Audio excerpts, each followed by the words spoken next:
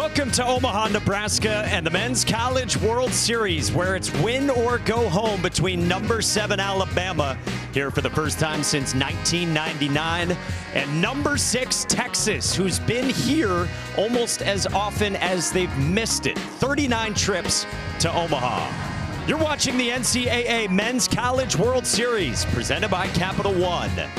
It is the first of 2 today on the right side of the bracket, where Oklahoma and Georgia meet tonight to get into what we call the catbird seat. On the left side, that's where number 5 North Carolina is, and it feels like they've got that championship aura to them. Bracket winners meet in a best-of-3 title series that starts on Saturday. With that, we say hello and thanks for joining us. Alongside Ben McDonald and Eduardo Perez, I'm Mike Monaco. Taylor McGregor joins us in a moment. 2 top 8 national seeds. One of them is headed home. And for Texas on Saturday, they ran into the breakout performance of this event so far. Joey Volchko for Georgia. And they need more from the top of the lineup today. They really do. Robbins has to set the tone at the top, and if Tenney can follow with Pack, this is a trio that has gone over before. They did it in the SEC. They went over the first 3 guys, but they came back and they slugged. They need to slug this afternoon to get Texas to play another day. If they're able to do that, my friends, I think they could roll the tide. Robbins, a projected first-round pick. Tenney, a projected second-rounder. Meantime, for Alabama, Justin LeBron projected to go in the top 10. And can he shine on the biggest stage in this sport? When you're facing elimination, you need your stars to show up. But the good news for Justin LeBron, projected to be a top 10 pick, is maybe the numbers weren't quite there at the beginning of the season, but boy, has he shined in the postseason. Hitting .357, a couple of homers, and 8 RBIs, and he's improved on both sides of the ball, too. Only 2 errors in his last 18 games. Of course, when he gets on base, folks, he is a difference maker. 41 stolen bases. He and the Tide will face Texas starter Ruger Riojas, the senior projected to go in the top 2 rounds, who's revved the velocity this year and turned himself into a premium arm. While Texas native but lifelong Tide fan Zane Adams goes for Alabama, as both teams try to extend their stays in Omaha by a couple of days. Locked in, hooked into everything we do on offense and defense. Makes the tumbling catch. Not playing to the team of the week, just going out there and being us. We're going to do anything to win.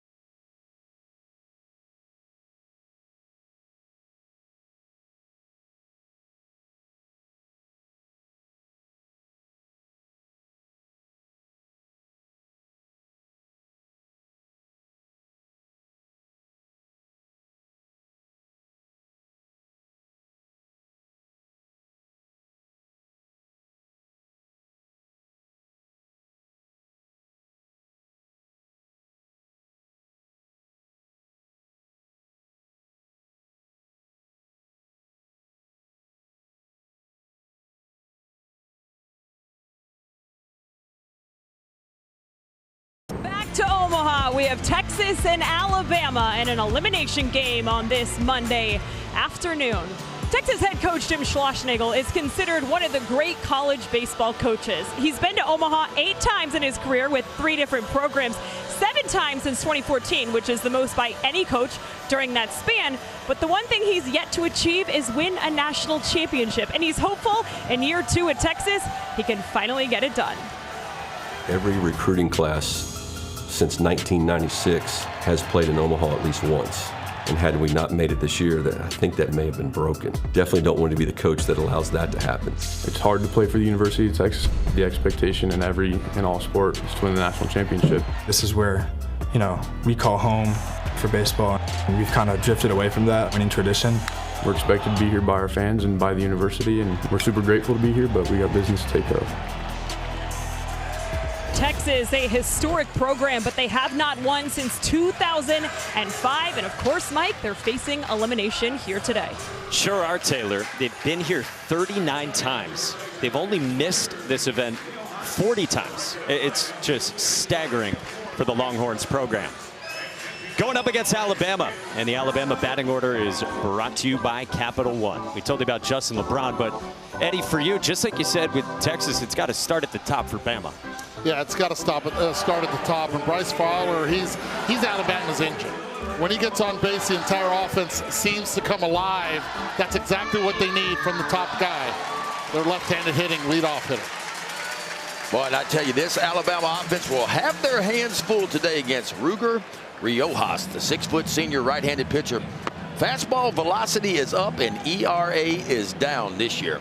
Big time numbers. How about 75 2/3? There it is right there. 113 strikeouts. You talk about elite command versus only 19 walks. Just be yourself. And what I mean by that, he's got a lively fastball and a couple of really good breaking balls to go with it. Just go out and do what he's done all year long, because he's simply been one of the best in the business this year.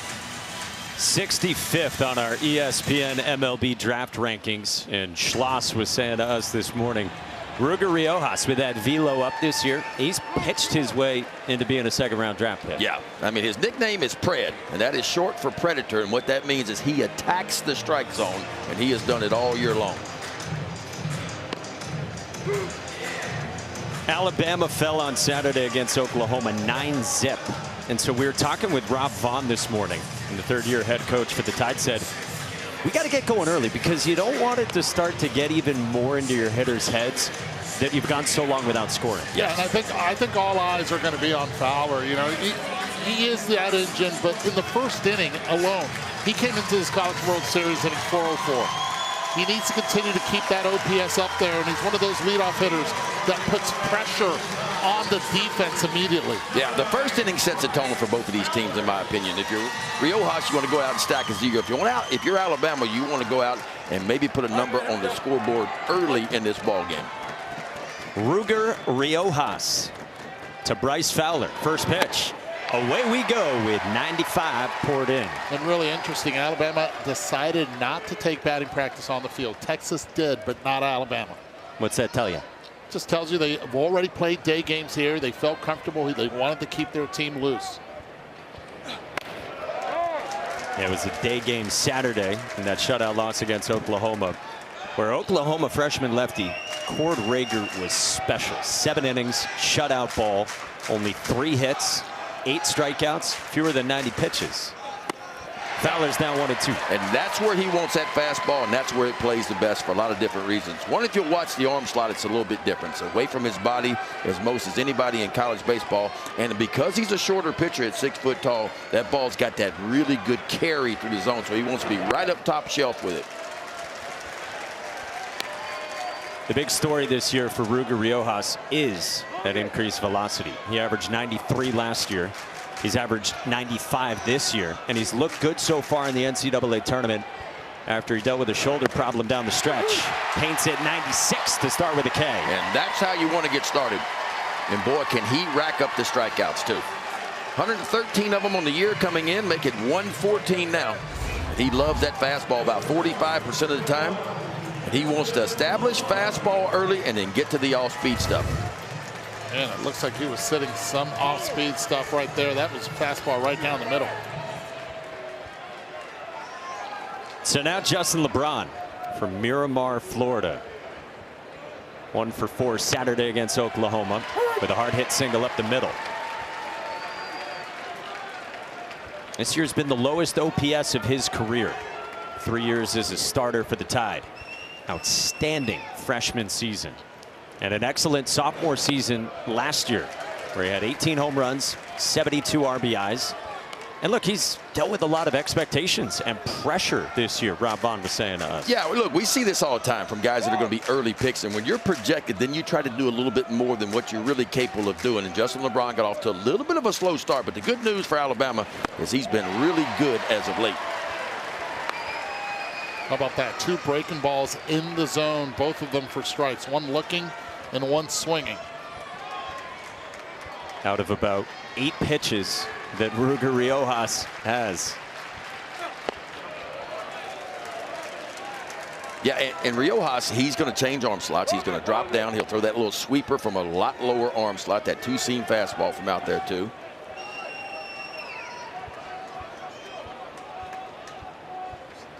Two balls and 2 strikes on Justin LeBron. Hits it back up the middle and sharply past Temo Becerra into center.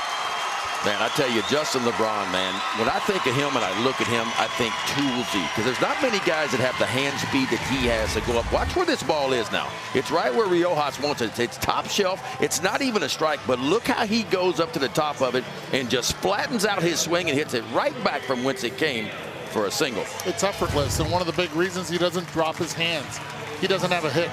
Hands start at the top, and they can work better down. It's the opposite of catching a ground ball in the infield. You have to start from the bottom up. Hitting, you start from the top, bottom. And I tell you what, when he gets on base, a difference maker. 41 for 42 in stolen bases. That's the best percentage in college baseball.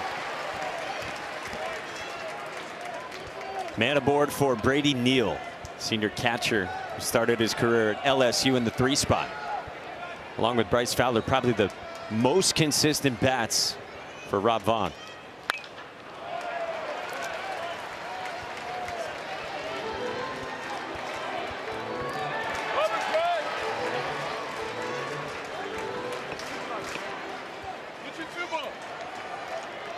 LeBron's already like a racehorse. He wants to go. He's looking in that bench.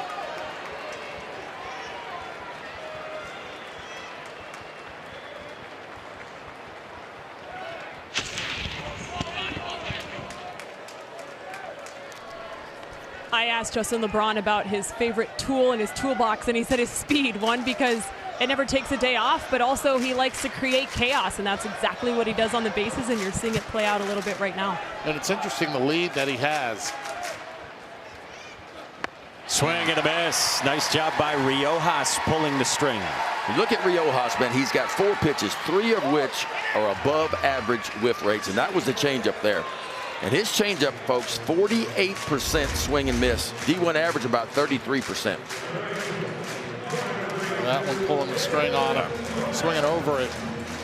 And he throws it in the exact perfect spot, too. I'm talking about right at the bottom of the zone on the outside part of the plate.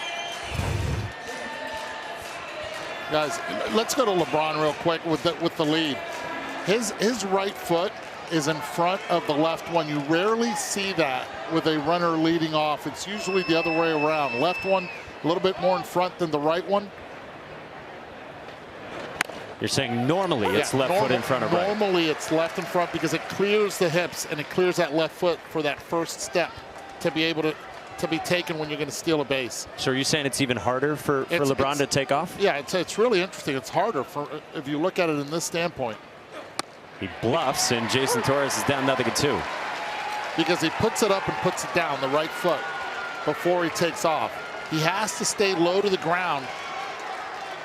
Watch him right here. This is, see how that foot's in front of the other? Just a little closed off. Yeah, a little closed off. He's running, and from an E, Carson Tinney's throw not nearly in time, and LeBron closed off in the end, gets there anyway. Right. But it's the speed that he has. He can make up for it because of the athleticism and the speed that he has. Eventually, when he gets into pro ball, that's going to be addressed. That first step, everything's a little bit quicker. Pitchers to the plate. arms are a little bit better as well. And that wasn't a great jump, but he's got some good top-end speed, too. 1-2. Torres strikes out on a filthy breaking ball. Part of 3 Ks in the first for Ruger Riojas. 3 Ks on 3 different pitches. The first one on the fastball, the second one on a changeup, and boy, spin them if you got them, and you can't spin one any better than that. A good start for Ruger Riojas.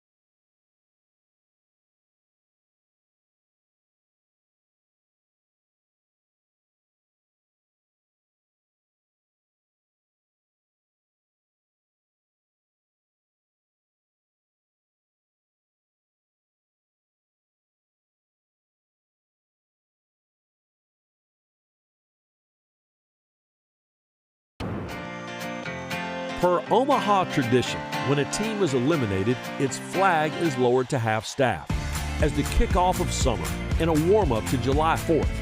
This city and series is an all-American party. So raise the red, white, and blue while trying not to have your colors taken down.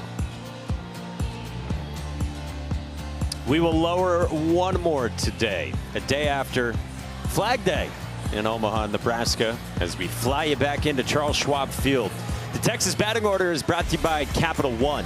Ethan Mendoza, dinged up, good to be in there with his shoulder issue. He had 2 of the 4 hits Saturday, and he climbs to the cleanup spot. Yeah, climbing up the spot. They're hoping that the top 3 get on base so Ethan Mendoza can drive them in. Really good contact, uses the entire field, and that's one thing that they will have to do this afternoon. And that lineup will go against the big left-hander, all 6'4", Zane Adams, the junior, out of Porter, Texas. I tell you what, last year the ERA 5.5. This year it starts with a 3. He's taken a big jump. Ride the momentum. And what I mean by that, in the NCAA tournament, how about this, guys? 2 starts, 1 in the regionals, 1 in the super regionals. How about 2-0 with a 1.46 ERA, and then get to that changeup. His changeup is his best pitch, a 54% swing and miss on that pitch right there. So it's enough fastballs. And look, when he's right, guys, it's a lot of 2-seamers at the bottom of the zone and sets up the changeup down for the swings and the misses. Elimination game in the bottom of the first. First pitch from Zane Adams is down to Aiden Robbins, the SEC newcomer of the year, first team SEC. Seton Hall transfer, originally from Yardley, Pennsylvania. 0 for 4, 2 punch-outs against Georgia Saturday. And who didn't punch out against Joey Volchko? Yeah, he only had, what, 15 of them? This is rope fair down the line by Robbins. Caroms off the angled wall. Robbins to second. Leadoff double.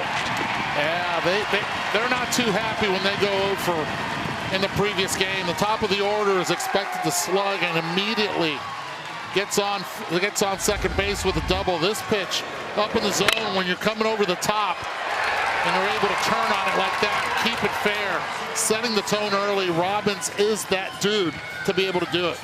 Aiden Robbins just absolutely wears out left-handed pitching. He's hitting 373 coming in, and that number just went up versus left-handed pitching. 2 pitches in. He's at second for Carson Tinney. What was it you said, Eddie, in the open? So the last time that top 3 went over, their next game was in the regional opener. 6 combined hits. 8 combined hits, excuse me. 6 extra base hits. Out of those 6, 5 home runs. That plays against Holy Cross in the regional in Austin. 1-1 on Carson Tinney. Rough day for Tinney against the Dogs on Saturday. 2 throwing errors on 2 balls that caromed away from him in the first inning. The first inning that got away from Carson Tinney and Dylan Volantis. And Georgia didn't need anything more with Joey Volchko going that good. Yeah, Texas is typically a very good defensive team, but 3 errors led to 5 unearned runs against Georgia. That's not like Texas. Schloss said it was the worst defensive game they've played all season. Said it was really disappointing. Zane Adams 1-2.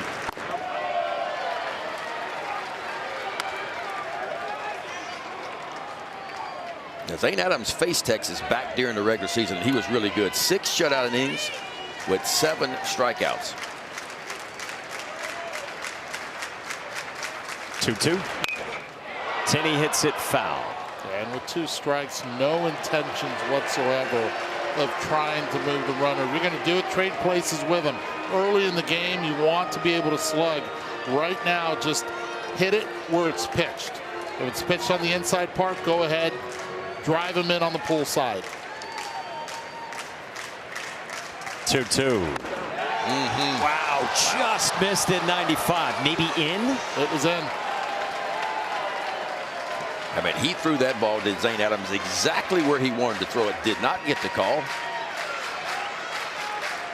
Longtime pitching coach Jason Jackson looked on. Let's see if he leans on the changeup after fastball in here. Bounces one in. Tenney walks, and the first 2 are on for the Longhorns.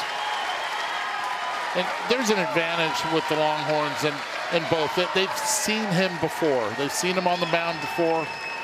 Zane Adams, he threw 6 innings of quality baseball in Texas against the Longhorns and showed him his arsenal.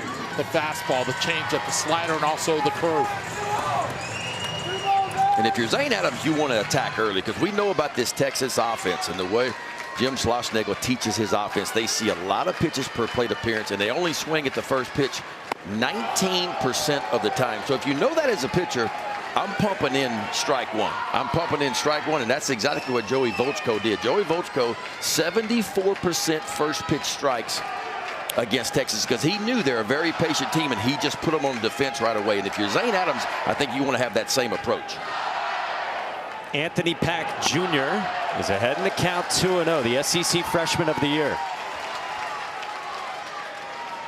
Kid with a megawatt smile who punched out 3 times against Georgia Saturday and saw a ton of breaking balls.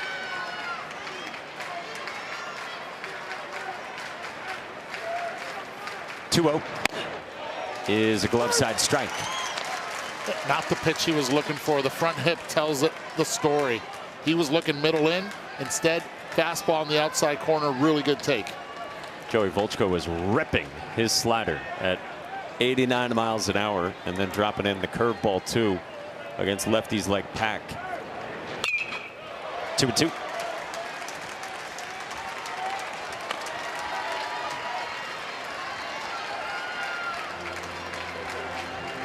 Oh, he's packing a punch with the runners in scoring position, isn't he? Yeah, how about 394 off left-handed pitching too, man? He hangs in there and battles the left-handers. 2-2.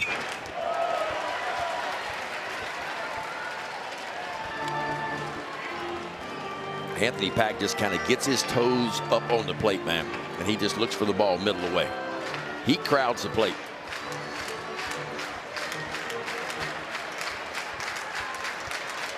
Two on, nobody out, first inning. Another 2-2. Pack lays That's off. a great take. Great take, and he knows it. Whenever you see a hitter shaking his head like that, he's digging himself. He's digging himself after 96 on the black and fouling it off to be able to take that slider. This is what Texas does, man. They got 4 of their 9 in this lineup more walks than what they do strikeouts. 3-2. Pack in the air, left field. Eric Hines on the back pedal for the first down. That's a big out. Anytime you can get an out and the runners don't advance with first and second, nobody out, it's a huge out. And a non-productive at-bat. You were hoping at least that he could pull it the other way and move the runner over to third base with less than 2, not able to do so. That's just the game within the game. Zane Adams knew that center of the mound. He didn't want him to pull the ball to move the runners. He kept feeding him steady diets of pitches on the outside part of the plate. And now Ethan Mendoza, who not only is in the lineup with a right shoulder issue. He's up to the cleanup spot. He was on his 200th career hit Saturday against Georgia. That everyone saw Ethan Mendoza running down the line and hardly moving his right shoulder, which came back in earlier this season. And on Saturday night, he tweaked it on that swing. But he practiced yesterday. He took swings, and he's a hot bat for Texas, and apparently very confident. Very confident. No, no, no, no. I'm not falling for that changeup. But the one thing that Zane Adams will do is he'll keep throwing it during this game. There it is. Roller pass. Torres down the left field line. Robbins scores. The Horns strike first, and it's Ethan Mendoza delivering.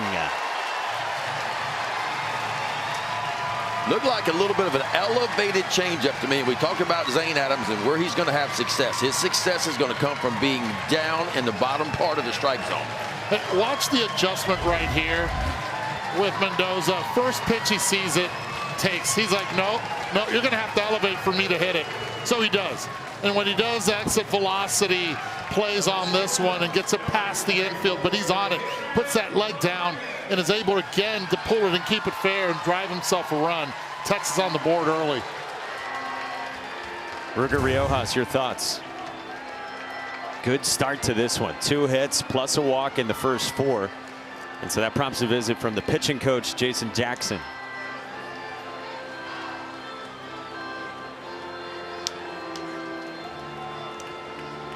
Texas showing early they've had their game plan. They're sticking with it. So far they have not chased pitches out of the zone, showing the discipline, showing the preparation. And we had this conversation with Schloss today, and we said, how do you prepare for this outing, knowing that your hitters have already faced Zane Adams? He's like, well, Tulo goes individually with a group, maybe 2 or 3 guys, and then talks about what approach you should have against Zane Adams the second time. And so far, first 4 hitters, really good adjustments.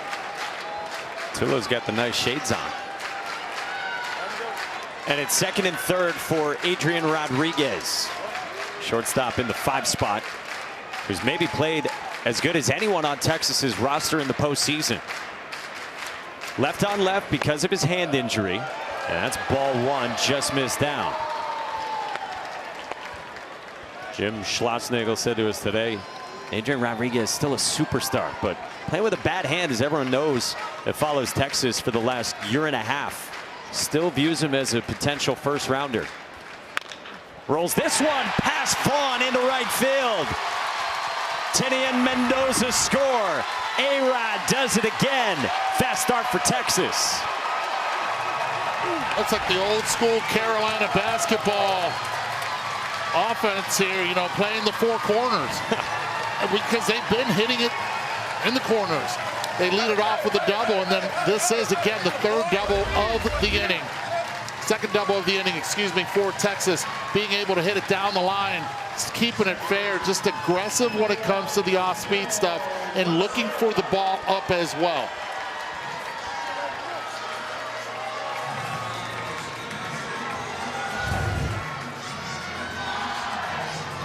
Adrian Rodriguez just continues to do it in the postseason.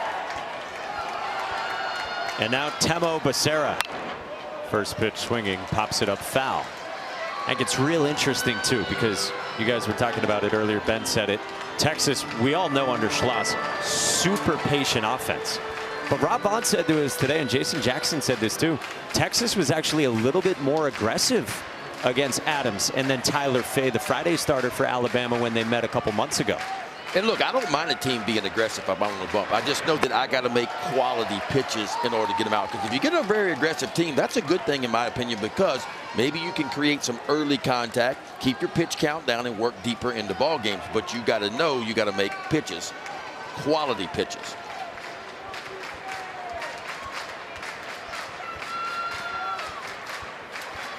Rodriguez dances, Adams deals, and it's 2-1.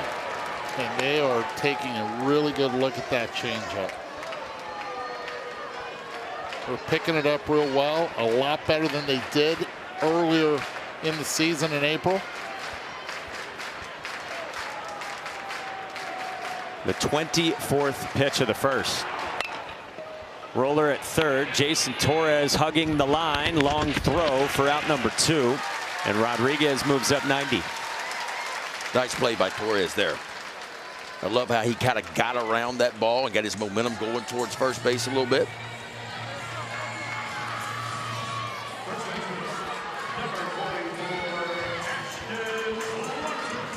And now Adams will go left on left with Ashton Larson from Overland Park, Kansas for the LSU transfer.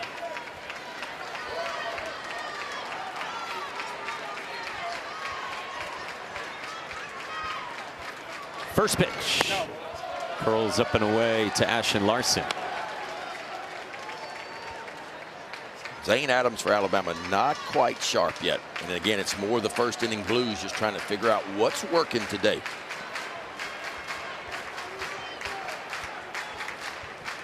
You see, continues to fall behind. Yeah. And that's a recipe for disaster, especially against this Texas offense. This is a Texas offense that in 5 NCAA tournament games coming into the College World Series was averaging nearly 12 runs per game in regional play. Swept their regional and then rolled through Oregon. Larson squares. He pops it up foul, and now in a 2-strike count.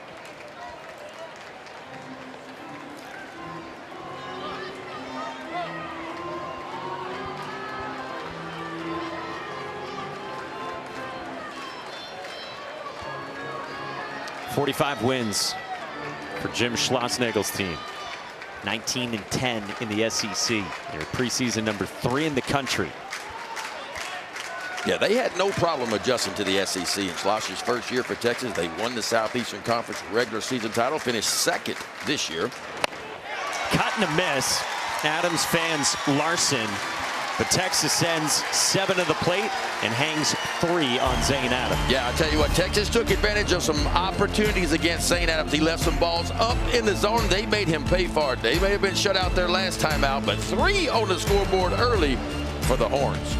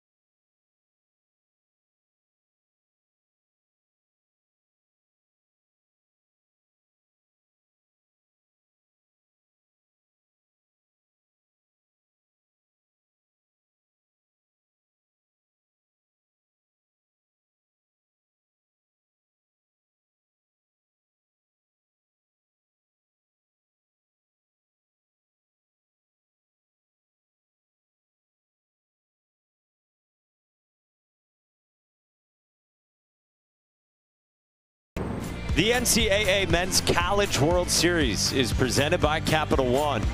What's in your wallet? Tide and Horns, day 4. Then what do we call that? That would be a snowball. A snowball. Yeah. Snow cone. Snow cone. Snow cone. In Spanish, in Puerto Rico, piragua. In Cajun, it's a snowball. How about shaved ice? The Big Cajun. Strike 1 to start out to John Lem, DH from Australia. A couple years of junior college ball in Illinois, then last year at Southern Illinois, 2nd team all-conference in the Missouri Valley. And playing hurts with a broken index finger that is keeping him to basically swinging once a week in practice and then otherwise just in games. So it's pretty amazing what the training staff did. They told me they stayed hours after the injury originally happened, and they were just trying to come up with some sort of brace to keep that finger in place. So we had a photo of it, and on the brace there's actually an Australian flag, which they were just having fun with it during the Super Regional during a rain delay, and put that on there, and after that had a little bit more success. So you know how we're superstitious in this game. But underneath the brace, it just holds that finger in place, and it's allowed him to play through it. Credit trainer Sean Stryker for getting John Lem ready to go still.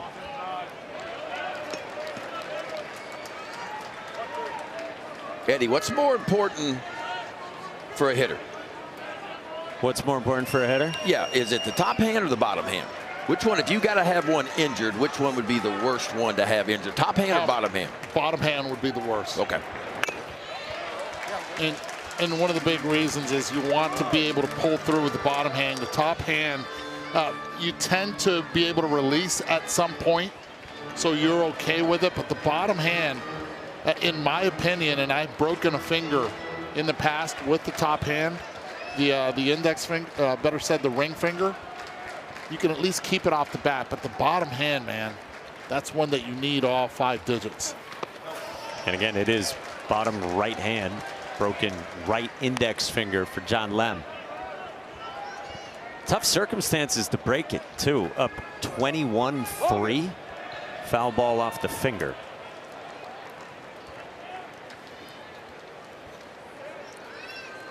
Two. I'll tell you what Riojas has been able to do well, Ben, and you alluded to it in that first inning, is that fastball up.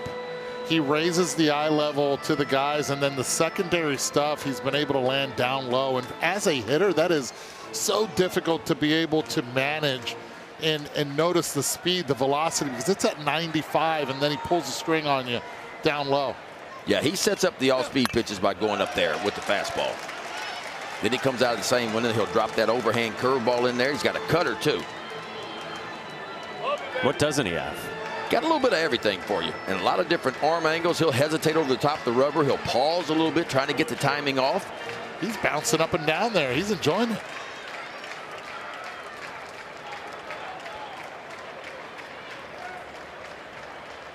There's your hesitation. As the great Dennis Eckersley would call that, the hesitation piece. Yeah.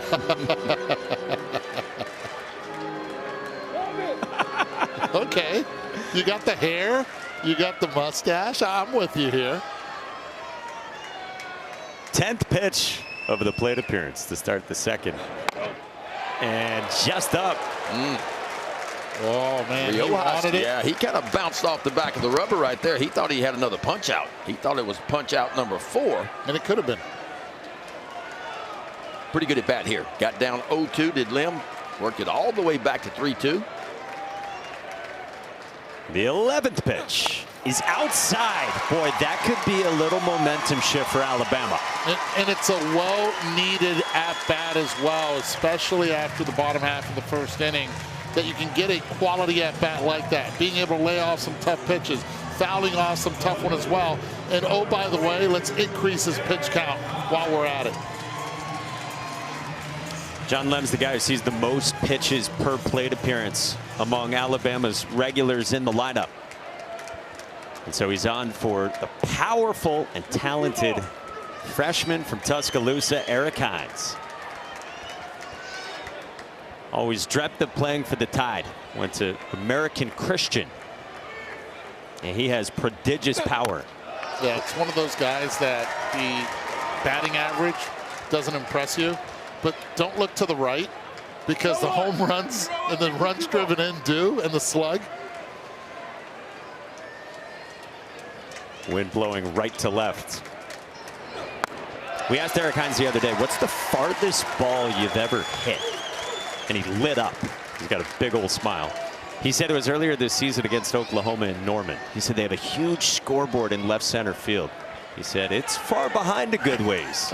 He estimated it went 470 because it went over the scoreboard. He's got a chance here to really get it out in front.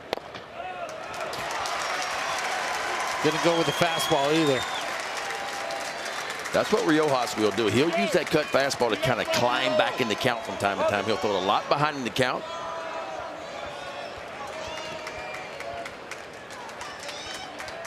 Hey, Ben, when you have an 11 pitch at bat, a battle with the guy in front of you, you lose that battle to a walk. What does that do psychologically to you? Well, it's tough. I mean, you get that deep in the count and you hope he just hits it to somebody, you know. But a guy those are the toughest guys for me. The guys that swing big, I never had a problem with those guys. Yeah, they're going to catch one every now and then, but the guys that will go up there and just flick off balls, get your pitch count up, then you start to get aggravated because you can't finish them. And that's the idea. When you get ahead in the count, you got to be able to finish guys. And typically, Riojas does finish guys. He came in with a lot of strikeouts. Texas brings the corners in for Brennan Holt in the 7th spot. Breaking ball strike, top of the zone with Holt trying to move the runners over.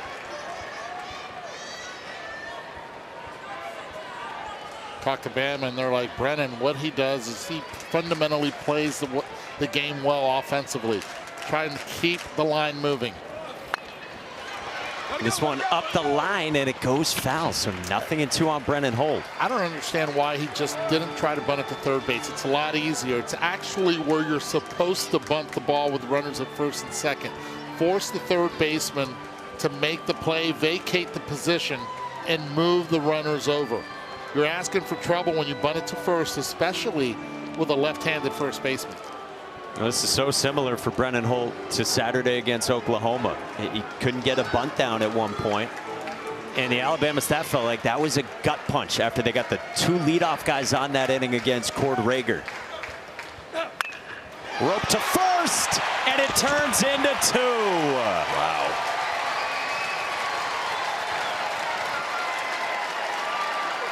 But the only thing you can do there as a base runner is not freeze, is you take your secondary, when you see the line drive, you automatically go back and you just, if it goes past it, then you end up at first. But right there, really tough break is Hines.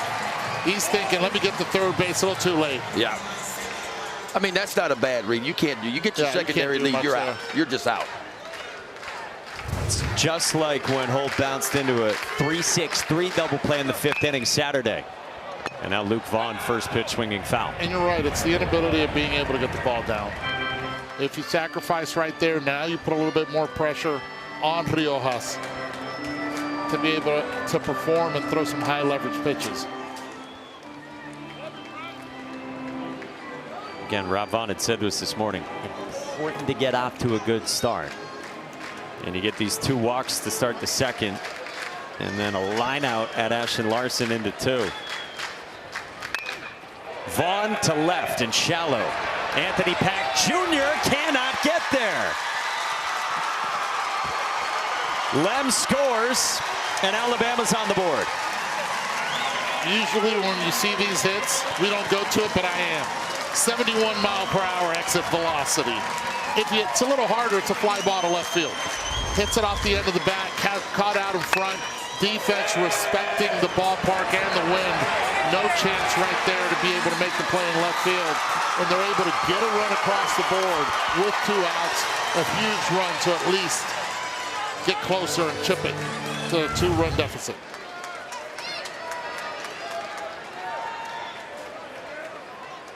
So run in, and now Peyton Steele in the 9th spot. Watch Anthony Pack out in left field. Takes a little bit of a belly. See how he kind of drops back a little bit, then he tries to pivot and come in, and it cost him from catching that ball. But it's a big swing with the ball hit right off the end of the bat, so it fooled him just enough for it to drop in an RBI single. I guarantee you, and he does have them on the shades. I think when players do have shades on, and I would love to know the metric of this, and they have to figure it out eventually during day games, I think it's harder to read balls off the bat. And reason being, you get the fans, just you're not able to sometimes see the bat and the bat angle. And it takes you a little bit longer, half a second longer, to be able to understand if that ball was hit well or not coming at you. Ruger Riojas is 1-2. Steele wills that one into the dirt, 2-2. I missed the flip shades. Oh, Those, I mean, that was part of the game, right? The flip shades. growing up in Boston, I think of Nomar and John Valentin. Oh, man. I can go way back. How about Dwight Evans with the Red Sox out there? He was a big flip shade guy. Carl Yastrzemski, Jim Rice. Trevor Story was rocking them for a time recently. Ken Griffey Jr. Oh, yeah, Trevor Story. I think he's the only one. I don't know if young players know how to use it. I'm offering tutorials. Look at that. Look at all those 100%. 3-2. Roller left side at the shortstop, Adrian Rodriguez, and Larson bails him out. Alabama gets one after a couple of walks to start the inning from Ruger Riojas.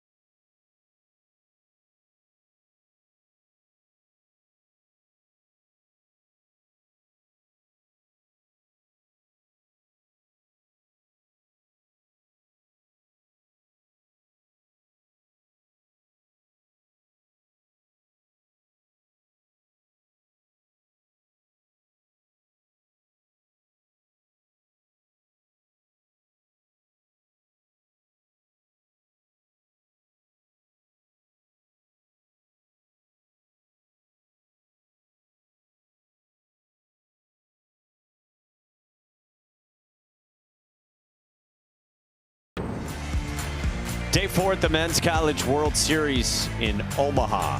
Very comfortable temperatures today and hardly a cloud in the sky.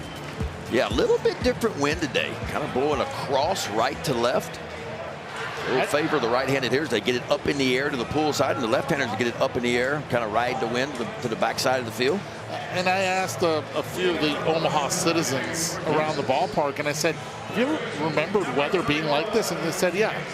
When it used to be played in late May in Rosenblatt, we used to see weather like this, and this is really pleasant. 58 degrees in the morning. Nice for a good stroll. Pretty good window. 4 miles maybe. Maybe 4 miles of walking. What are you doing, man on the street reporting? 8-9-1 Casey Borba against Zane Adams. All the way from the back bench. Borba has power. Also a lot of swing and miss and strikeouts to him. Junior in his second year as a full-time starter from Santa Ana, California. Cracks this one toward the gap in left center field, and it drops in front of Eric Hines. Leadoff single, Casey Borba for Texas. Well, we said one of the keys for Zane Adams is he has to be down at the knees with that two-seam fastball. That's when he's creating a lot of ground balls. But look at the location. Just a fastball, just belt high, pretty much inner third.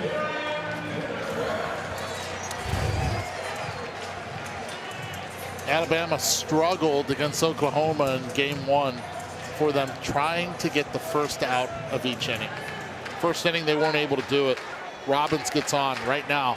Borba gets on as well. Look for the bunt.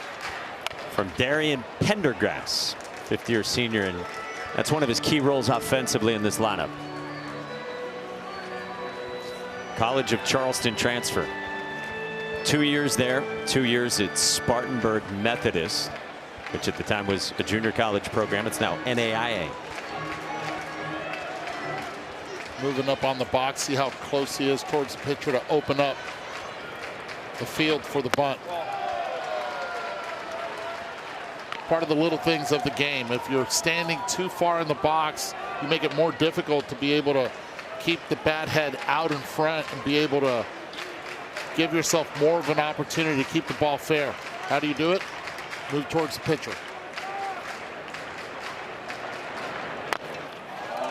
And he bunts it foul right at home plate. You know what I do right here?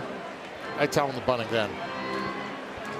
Offensively, 212 coming into the game, left on left. Your best opportunity is, can he get it down? And don't try to bunt it to first. Bunt it to the third baseman. It's playing even with the bag. Or back to the pitcher. See if they keep it on. He does square and pulls back 2-2.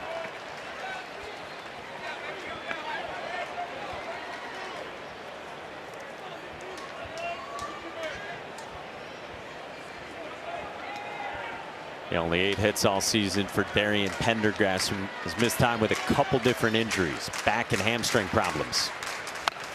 Gets this one down with 2 strikes, and Adams will pivot to first, and the sack successful. And if you follow him all the way to the dugout, he's going to get high fives from his teammates, because with 2 strikes, being able to do it left on left, you know that's what your job is, to get it to the top of the order. That's going to be appreciated by his teammates.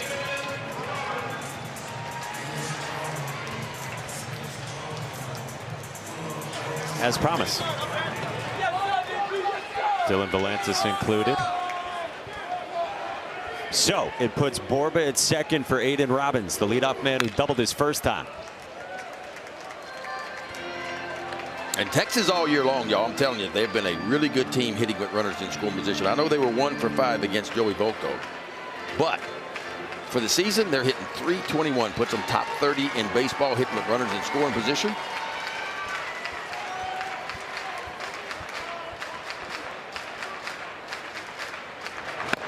Whoa! Robbins sends the bat helicoptering like we saw in the Supers in Austin. Zane Adams starting to get that changeup going, and that's the pitch he needs to get going right there. Look out. That's a pretty good distance on the bat. That's the old hammer throw.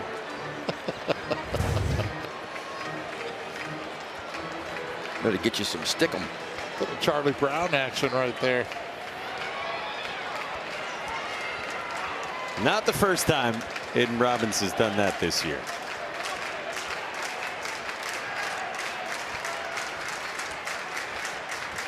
Oh-2. Swing and a miss. Good breaking ball. Well, that's what you wanted to see from Zane Adams. A little bit of a rough first inning. Really didn't have command of the changeup, didn't have command of the fastball, but it looks like he's starting to settle in. And that's a really good curveball there. Starts it right at the top of the zone and bends it on the outside part. I think that's the most difficult pitch to hit left off a left-handed pitcher if you're a right-handed hitter. The breaking pitch down in the zone that could be called a strike as well because of the bat path. Carson Tenney now, just south of the knees. Tenney is raked this year, like he did last year at one of the great institutions in the world, Notre Dame. First team ACC there last year, 17 home runs. Had a huge second half to his sophomore season a year ago. Mike, where did you do your schooling?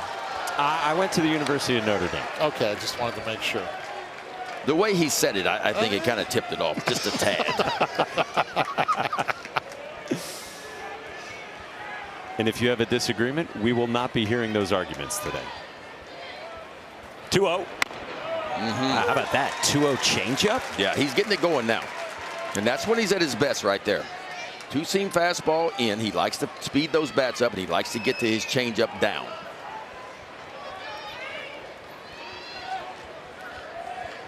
Borba at second. 2-1. Bounced in, big carom away from Brady Neal.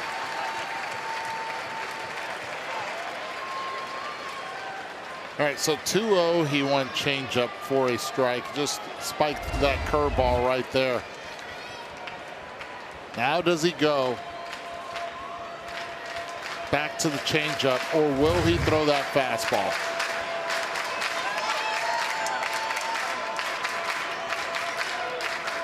Tenney, a guy with about as much juice as anyone in the country. 3-1. Tenney bounces it at third, foul.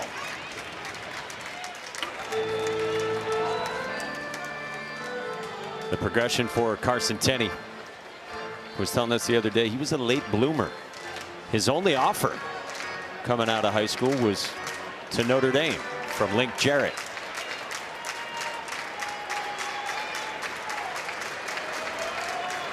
You can say he was a Florida State guy. It still is.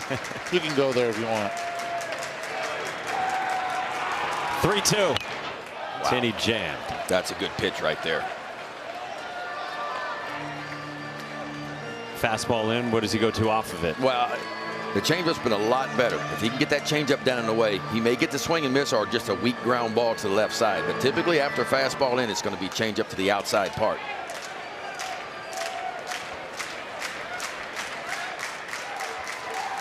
3-2.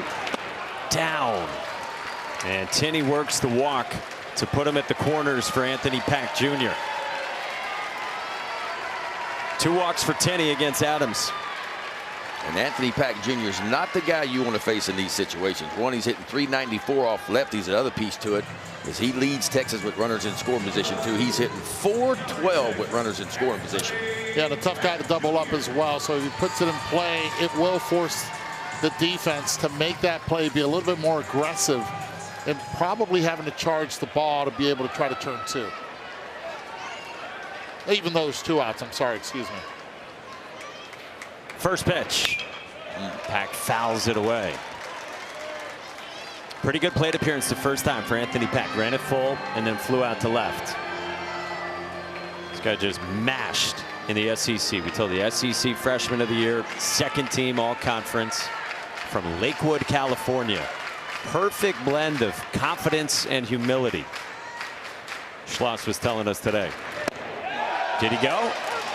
He called that a strike, didn't he? Wow. Right at the Just top of the at the top. zone. Yeah. You know what that does? It opens it up for the curveball as well, because now you can expand the zone. If you're going to get that call right there, the hitter's going to open it up as well. You can get a chase here. Well, Brady Neal's got to be good behind home plate here. Oh, non-competitive pitch, trying to go right back up. Does it still have some value changing the eye level? I don't think so. A pitch like that high, it does not. It actually puts more confidence into the hitter.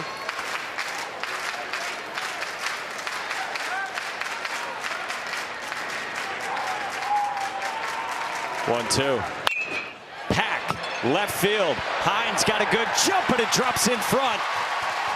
Borba scores, and Texas adds a run with 2 outs in the second. How about this for a freshman, Ben? Telling you what, he wears out lefties and he comes up big. He's done it all year with runners in scoring position too. I mean, he allows the ball to get deep, goes the other way with it, isn't trying to muscle anything. We've seen him foul off some really tough pitches in the first at-bat, on pitches middle away. And this one, pitch up in the zone, keeps those hands up and allows the aluminum to do the rest of the work.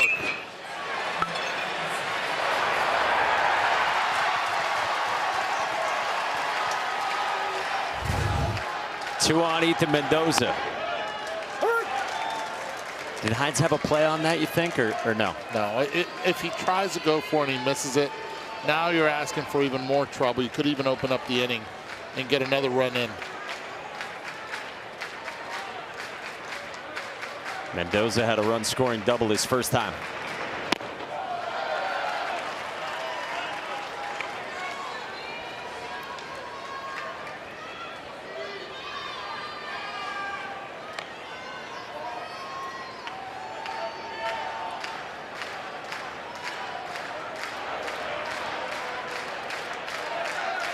Tenney and Pack aboard for Mendoza. 1-1.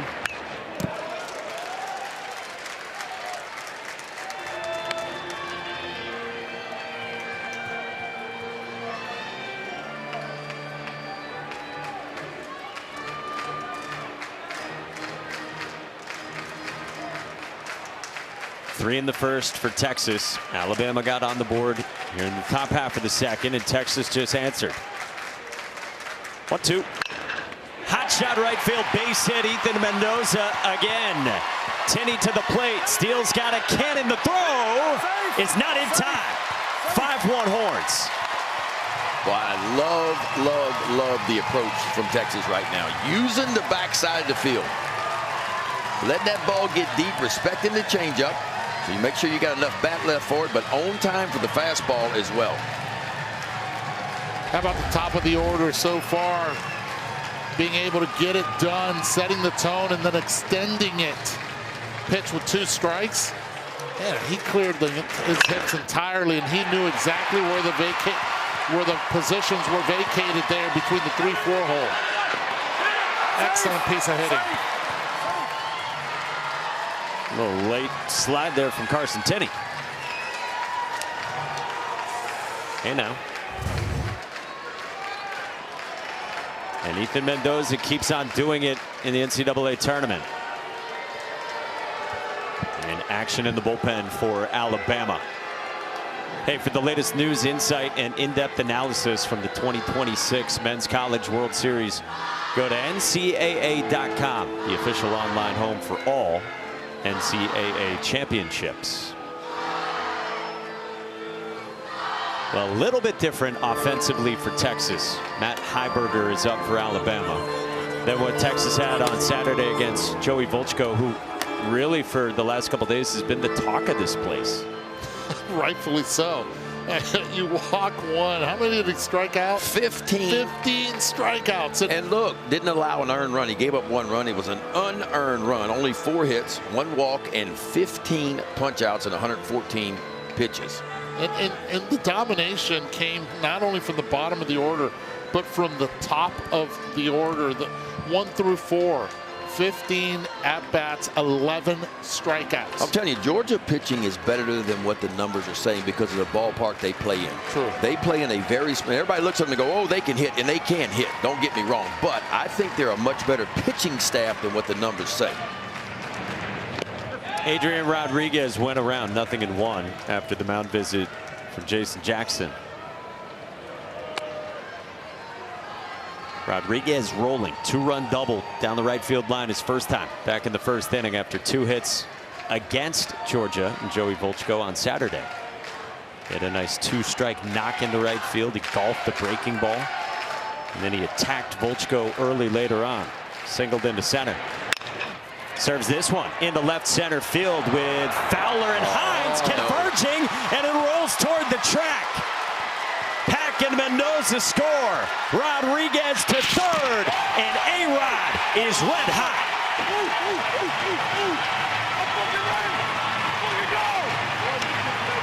Well, miscommunication in the outfield, and that right now with all eyes on you cannot happen. Fowler, Hines looking at each other, both with a beat.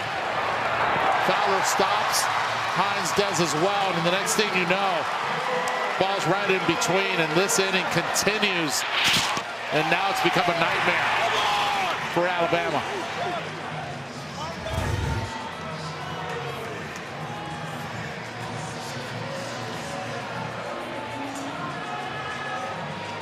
(7-1) Texas in this elimination game.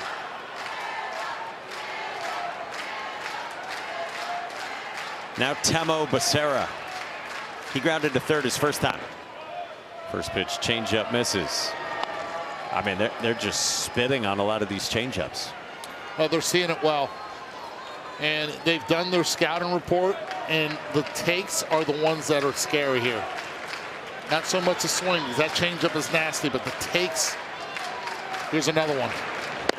Yep. How'd you know? The glove height. You look at the level of the glove where it so is. You're picking up something that's telling you a changeup's coming there. Oh, like on the 4th pitch of the game. But the thing is, humble brag. It's when he kicks his leg up, and if the glove is lower, right when the knee comes up, that's a fastball or curveball. But if the glove is high like this, that's a changeup. And it comes up to the hip, and we can split the screen. We can show. Look right here on the left when he kicks his leg up. You'll see how low it is on the left. Look on the right, and you see how high it is right there. And that is the one that tells you the story on the changeup. The curveball is the pitch to go to because they can't tell the difference between the fastball and curveball. There it is, a fastball or curveball. This one flared and foul ground. So when it's one height, you know fastball, curveball. When it's the other height, you know changeup. Exactly, and if you can eliminate one pitch and you're eliminating his best pitch, it's his changeup. That's when he becomes from a very darn good pitcher to just an average to below average pitcher because you know what's coming. So walk us through it right here because you see it so clearly. And for us, it's such a small area. Just walk us through what you see. Okay, right now you are looking dead red fastball. You have to. Can't be beat with 2 strikes. But right here you see it's a changeup because the glove goes high, and here comes the change. And as long as he passes that line when he kicks his leg up, when the knee is up, and it goes to his chin, the glove, that's when you know here comes the cambio and you have to stay back. Their takes are telling the story. Now, here we go. Fastball curve. Boom, curveball. And it was a curveball. And that's what you're looking at.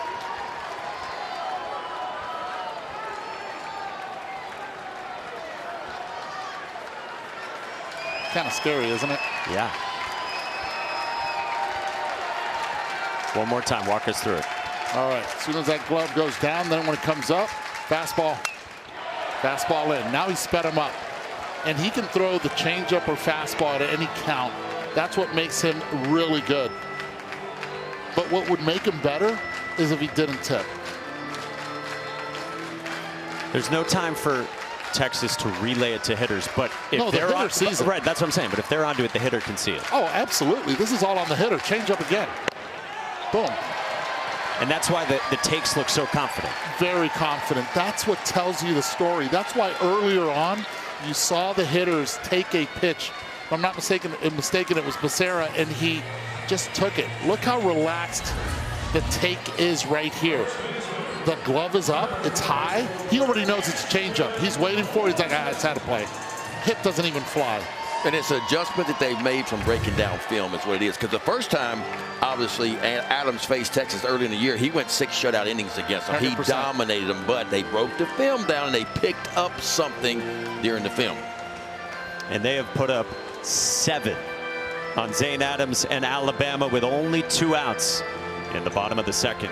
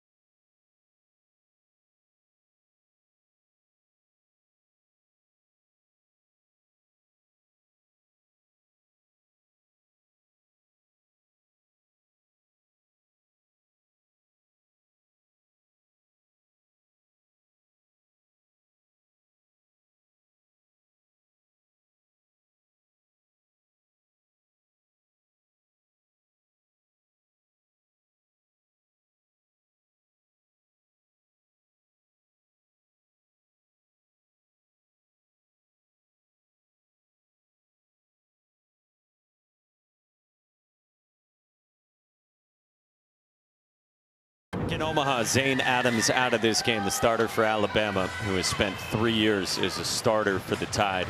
Grew up an Alabama fan, though he's from Texas. It's been the best year of his career by a good margin, but he matches the most runs he's allowed with 7 earnings, and he hands it off to Matt Heiberger. Matt Heiberger making his 26th appearance of the year. 41 innings pitched, 33 strikeouts. Opponents hitting .240 off the left-hander, Heiberger. Runners at the corners, Ashton Larson, and Temo Becerra takes second. Heiberger top 10 in the SEC in ERA, and he throws his fastball a ton. He's ramped up his sinker usage since the start of May when he's been really effective. Good stop back there by Brady Neal. Typically 68% fastballs for Heiberger. Slider to change up as well.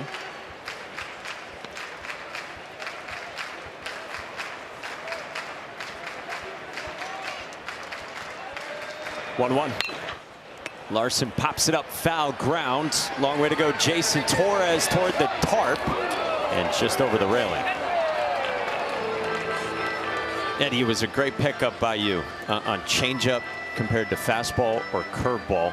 And you obviously assumed Texas had it and was seeing it the same way, and that's part of the reason just so dialed in these first 2 innings. Hitters' brains never turn off. I mean, that's the conversation you have, but you need to try to find an edge. And if you can eliminate one pitch, just think about the superpower that you're taking away. In this case, you're taking away from Zane.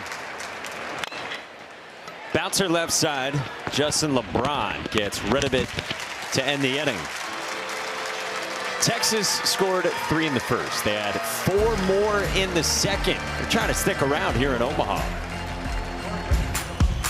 The best is yet to come.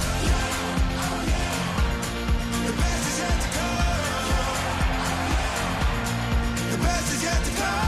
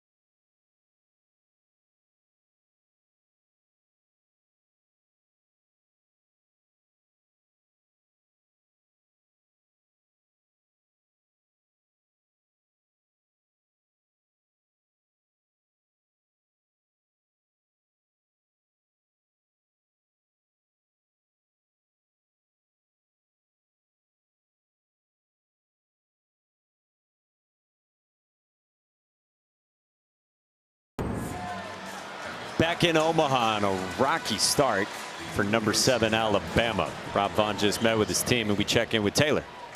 Yeah, I was listening right in, and he had to remind his group, there's a reason we're here. Keep playing like you know you can. And he said, at this point, it's easy to have bad body language, but we're not going to do that because we are Alabama. And again, there's a reason we're here. So they're trying to remember what got them here and harness that right now, guys. 42 wins this year, and the program's first trip to Omaha since 1999. Rob Vaughn was in middle school the last time the Tide was in Omaha. Nick Saban was still coaching at Michigan State. Top of the order, beginning with Bryce Fowler against Ruger Riojas, who's back to the mound after nearly 30 minutes between Riojas pitches. Hey, but when they're putting up crooked numbers as a starting pitcher, you'll sit there as long as you need to. There's nothing like a 6-run lead early in the ball game.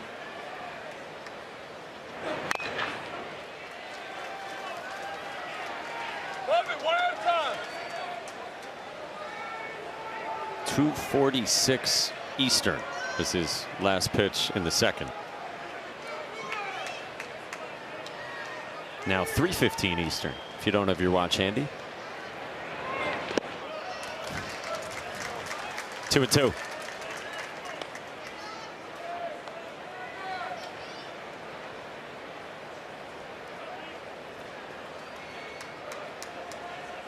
Riojas struck out 3 in the first and then allowed a run in the second after back-to-back walks to start that inning.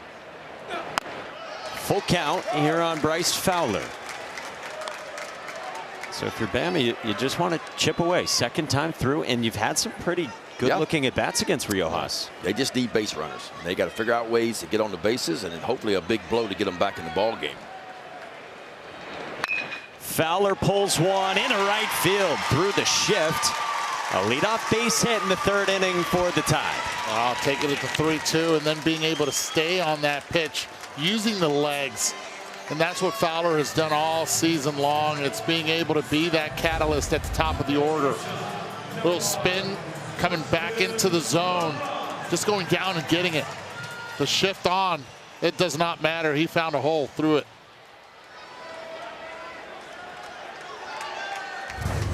Now Justin LeBron. And timing is the key thing to watch with LeBron. Remember Rob Vaughn was saying to us the other day when you asked? Timing's been LeBron's bugaboo all year, to start on time and be able to dominate the heater away. Wow, you remembered the word bugaboo too. That's pretty impressive. It's one of my favorites. Well, LeBron's got a gift, and he just got to, realize what his gift is. And his gift is hand speed and bat speed. And so he has the ability to let the ball travel, let it get deep, and then attack it. No reason for him to be out in front all the time because of the gift that he has. But having those fast twitch muscles sometimes works against you because the bat head can be in and out of the zone in a hurry. Once he recognizes it and processes it, those hands just work really quick. As he showed in his first at bat on a 2-strike count, he went up above the top of the zone to get a fastball. And then he takes with every fiber of his being. Talk about getting out in front of it. This was 2 pitches ago. Yeah. That's what gives him trouble, is the off-speed pitches and the spin. Fastballs is hard to get by him. 1-2. LeBron spits on that, so 2-2 on the cutter. Riojas up and over 50 pitches.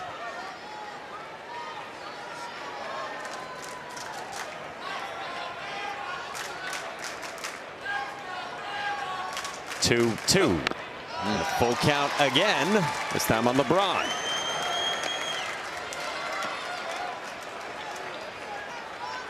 Great at bat so far by both Fowler and now LeBron.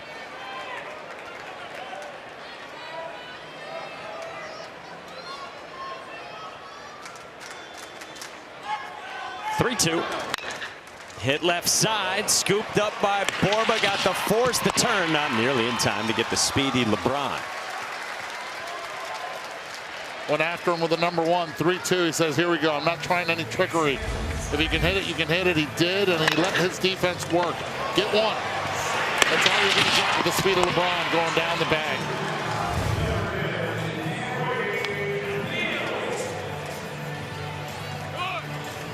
That's huge early in this game for Ruger Riojas. Now Brady Neal, who had a signature swing in the regional. He had been catching in the regional final. Was trying to block a pitch that was low, and it struck his bare hand, and it dislocated his thumb. Trainer popped it back into place. Neal came to the plate later in the 11th inning and mashed a 3-run home run that will live forever in Tuscaloosa. Yeah, what a difference it makes, too, for Brady Neal. Remember the year he had last year, man? The batting average was not great, not much power at all, but something clicked in his final year, his senior year.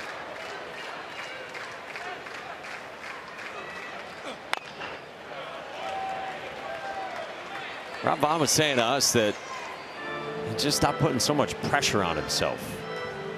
Well, he was highly touted coming out of high school, and a lot of expectations for Brady Neal. And you get to the point in your career where you say, you know what, I'm not worried about the draft. I'm not worried about getting drafted anymore. I'm just going to go out and have fun again and play the game of baseball. And that's kind of what Brady Neal's done this year. Up and away. So Brady Neal was here a couple years ago with LSU, and he's been joking with Rob Vaughn. He said, yeah, all I did here was set the record for apple slices eaten in the dugout. He's been good-natured about his journey and very honest about it.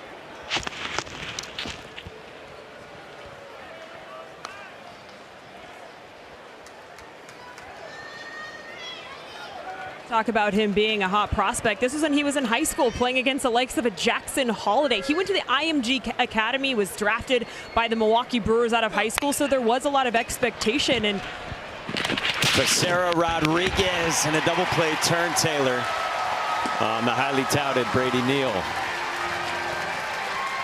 Disappointment for Alabama in that top of the third. Started with promise, but Ruger Riojas shuts the door on the tie. Taylor's with Rob Vaughn when we come back to Omaha right after this.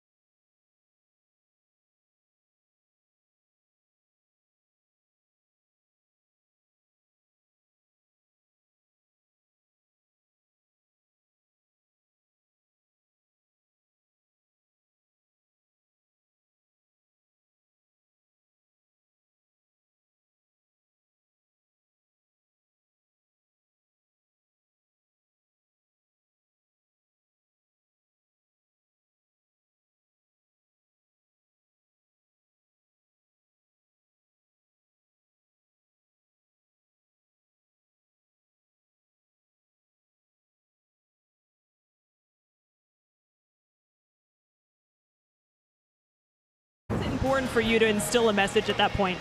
Yeah, I mean, you got 7 innings of baseball left to play, and you know, obviously the first 2 innings didn't go the way we wanted, and they credit them. They had some tough at bats, but also just found some holes, and that's baseball. And then we don't make a play there, and it ends up being a couple more runs. But just, man, there's so much game left, you know. And the MO of this team has been their fight and their toughness all year. And it's easy, man, when you get punched in the mouth early like this in a big game to dunk your head and let the body language go bad. I just told them, I said, man, we're guaranteed 7 more innings together. Let's go fight like hell for 7 more innings to see what happens. Specifically with your hitters, what's your message to them? Yeah, I mean, I think guys are fighting with Rojas, man. He's executing some pitches in some big spots. Bryce had a great at-bat there to lead us off. Johnny Lim, great at-bat, leading off the inning before. We just got to keep stringing those together. I mean, he's tough. He's tough. And when you're pitching with a lead, he's a little bit freer in attacking the strike zone. So you just got to keep fighting, force him to the white. Nothing changes. Just try to build an inning. You got a lot of time to go get 6 back. So build an inning, keep passing the stick, and see what happens. Thank you, Coach. Mike? Taylor, so much positivity to Rob Vaughn. Third-year head coach on the job after his half-dozen years at Maryland and Alabama right now. Back-to-back 40-win seasons for the first time in 20 years. And resilience been one of the words for them this season. They dealt with a lot of injuries. Yeah. But the only way Alabama makes a comeback here is going to be up to the relief pitching now. And Heiberger has to stack some zeros just to give his offense a chance to climb back in. That's going to be the key here. Rob Vaughn's talked about it all season. He says this group didn't hit 150 home runs. They didn't bat 350. He says sometimes you look at our stats and you're like, how'd they win that many games? But it's been a group of grinders this year. Justin LeBron, oh man, make it look easy on Casey Borba. That's the athleticism, but you want him to do the fundamentals, and the athleticism took over on this ground ball. For a lot of infield coaches, it makes you cringe. He did take a step back to try to get the read, but right here, he could set his feet and make a better throw. Yeah. But man, it's the pure athleticism that scouts drool over. That's how he makes a lot of his plays, and he made a lot of errors. You can see right there early in the year. But boy, last 18 games, he's elevated from both sides of the plate, both the offense and the defense as well. Now Darian Pendergrass. Chopper right side, some frustration. Brennan Holt, 2 quick ones from Matt Heiberger. Justin LeBron might be fighting for a spot if he's not already on it. on our buddy Chris Burke and our buddy Mike Rooney's all-cool team. Oh, he's in there. I'll tell you what, though, on the all-cool team here during the College World Series. You gonna say me? I'm not gonna say you. Okay. Even though the haircut that you did get might get you up there. Thanks, man. Let's step that up. Yeah. I appreciate you. Anyway, who were you gonna say on the all-cool team? Oh, there's a third baseman in Georgia that we will see today. Trey Phelps. He's on the all-cool team. And the all-swag team as well. Yeah. Trey. Oh, yeah. That thing he's got hanging around his neck, it's got to slow him down. It weighs 5 pounds. And you said that to him the other day. I told him, I said, man, how do you not knock your teeth out with that thing that he has? That looks like a hubcap hanging on a chain. And then he was wearing his belt backwards the other day. Like he was wearing the back of his belt at the front of his pants. On purpose? Trends. I would assume so. Start new trends. Hey, it works for him. 1-1 to Aiden Robbins. Pretty cool customer in his own right. Boy, could Alabama use a 1-2-3 inning here. Get that offense back up.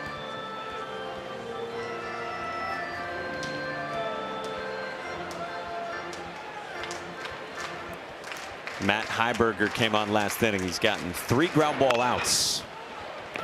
He's gotten 4 ground ball outs. Luke Vaughn with the flip after a nice diving stab over at first. And that is 1-2-3 on a mere 8 pitches, fellas.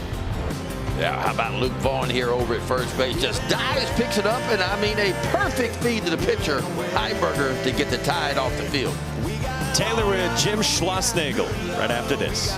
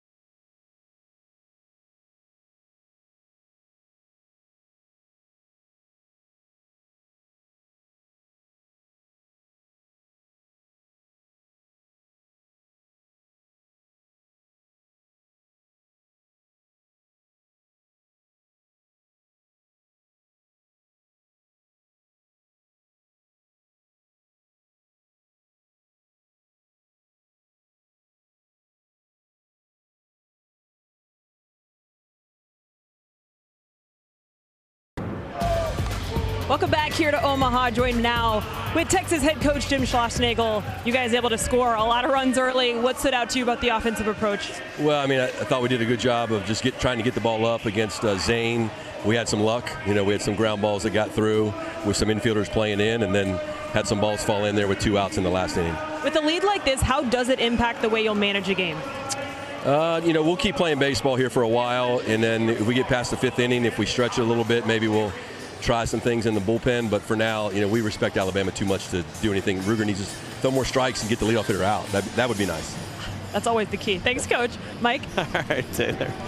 Yeah, that's always helpful. Eddie always talks about it. Get the leadoff All guy. these coaches, man, they always talk about that, and I agree with them, man. You get the first batter of every inning, chance of the team scoring goes way down from there.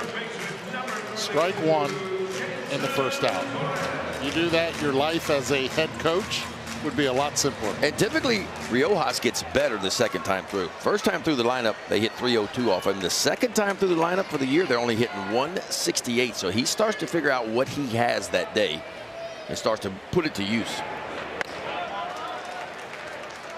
And he's right, long way to go. 6-run game, 4th inning. But if you win this, you come back and you play tomorrow night against whoever loses tonight between Oklahoma and Georgia. Torres struck out on a curveball his first time. Rob Vaughn says Jason Torres is the most grateful kid he's ever coached. He said he has poured so much into Alabama in 2 years with the Tide.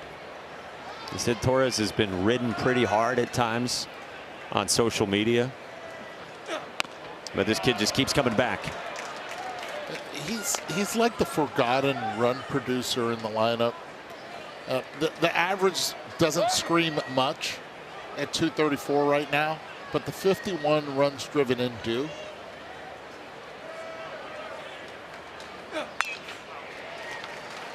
Two years for Torres at Miami to start his career. A little bit of time as a true freshman. Some injuries in there. Solid sophomore season at Miami, but he was behind Daniel Cuvée, one of the best third basemen in the country, in Coral Gables. Ruger Riojas is 2-2. Up the ladder. Hey, we've got Major League Baseball tonight here on ESPN. The Rays head west to take on the Dodgers, 10 Eastern. You can watch it live right here on ESPN, or you can stream it on the ESPN app.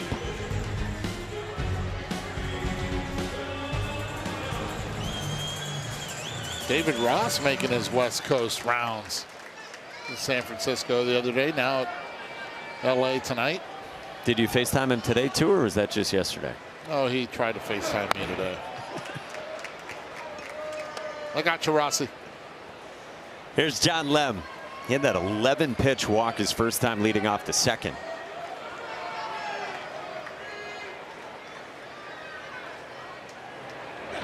And don't get me wrong, guys. I'm a big fan of John Lem, but he's my second favorite Australian in this tournament. Behind Blake Cavell of Troy. What if he hits a home run right now? Could he move up? If he does? If he does the gritty? If he does the gritty? Ben, what'd you call it before the game today? The kangaroo gritty? It was the kangaroo gritty. That's what it was. Not a bad landing, though. Not a good landing, better say. He almost blew out a knee at the end of it.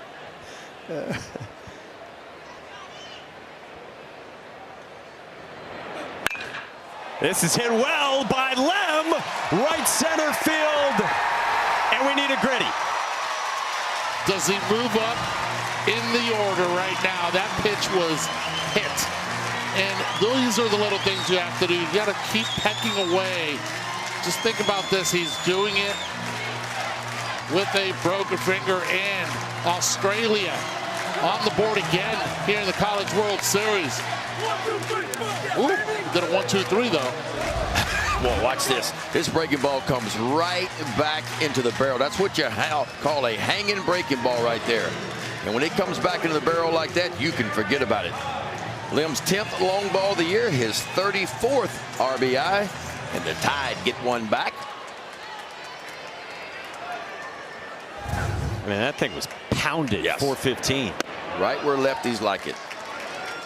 You going to prognosticate anything else here, Eduardo? You said a home run might be in the cards there. Might be in the cards.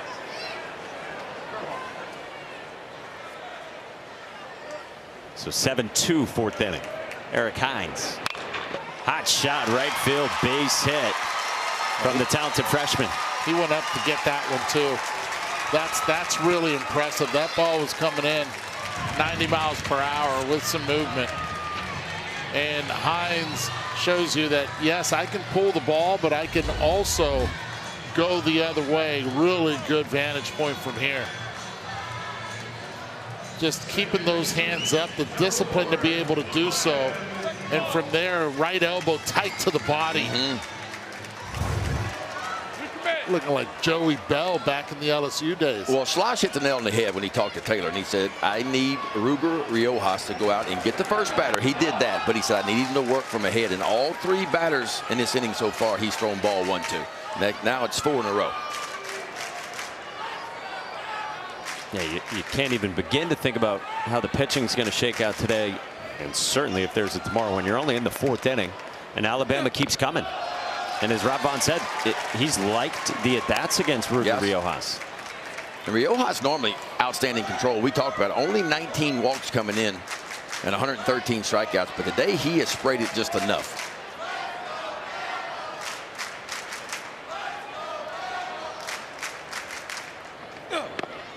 2-1 on Brennan Holt, who lined into that double play his first time after he couldn't get the bunt down.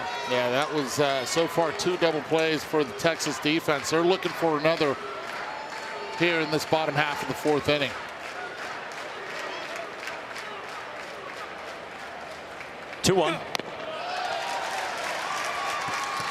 Hard to get a ground ball from a pitch up like that. Well, you see where the misses are for Riojas? They're arm side up and away. What does that mean? Typically, the front shoulder starts to fly off. And when you get east to west and you pull that front shoulder, a lot of times you're going to leave the ball arm side high. That was much better. But slapped into left field by Holt. 3 straight hits for the Tide.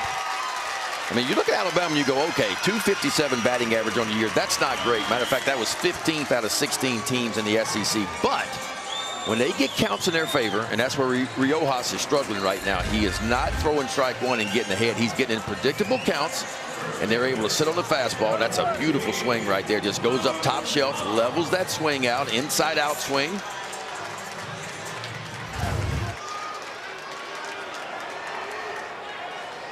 And 2 on with 1 out for Luke Vaughn. Got an RBI single into left field his first time. And the drop down from Ruger Riojas again. Got to be careful when you drop down because a lot of hitters go the other way with it, and they're playing the shift right now on Vaughn.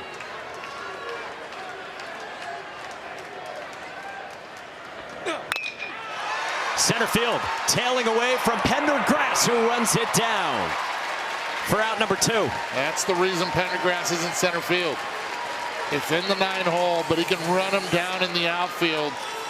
Play defense, especially in this vast outfield here at Charles Schwab Field. On contact, heck of a jump. Immediately sees it, takes off and let the speed do the rest.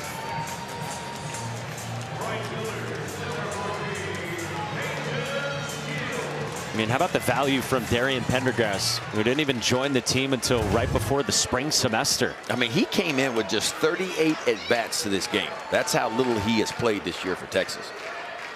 Peyton Steele, strike 1. I mean, Pendergrass was still in the portal, floating around in the fall. I mean, this is the portal that closes pretty much at the end of June. Just hanging in there, waiting for a phone call. Ball and a strike on Steele, who rolled to short his first time in the second.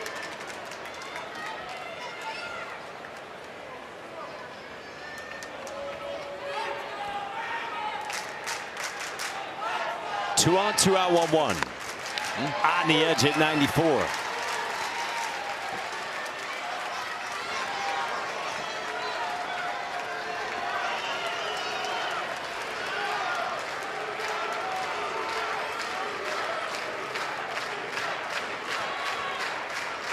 The 1-2.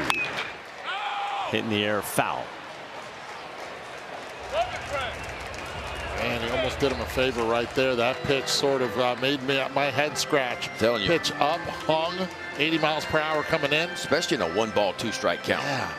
And Riojas just not sharp right now. And you can see the concern on the face of Jim Schlossnagle. Hines and Holt on. Ruger Riojas is 1-2. Steele strikes out. And Ruger Riojas is just gritting his teeth through the last 3 innings. But our second, and maybe tied for first, favorite Aussie, John Lem, leaves Earth with a broken finger and all here in Omaha. Yeah, if he does the gritty, he might be your number 1, though.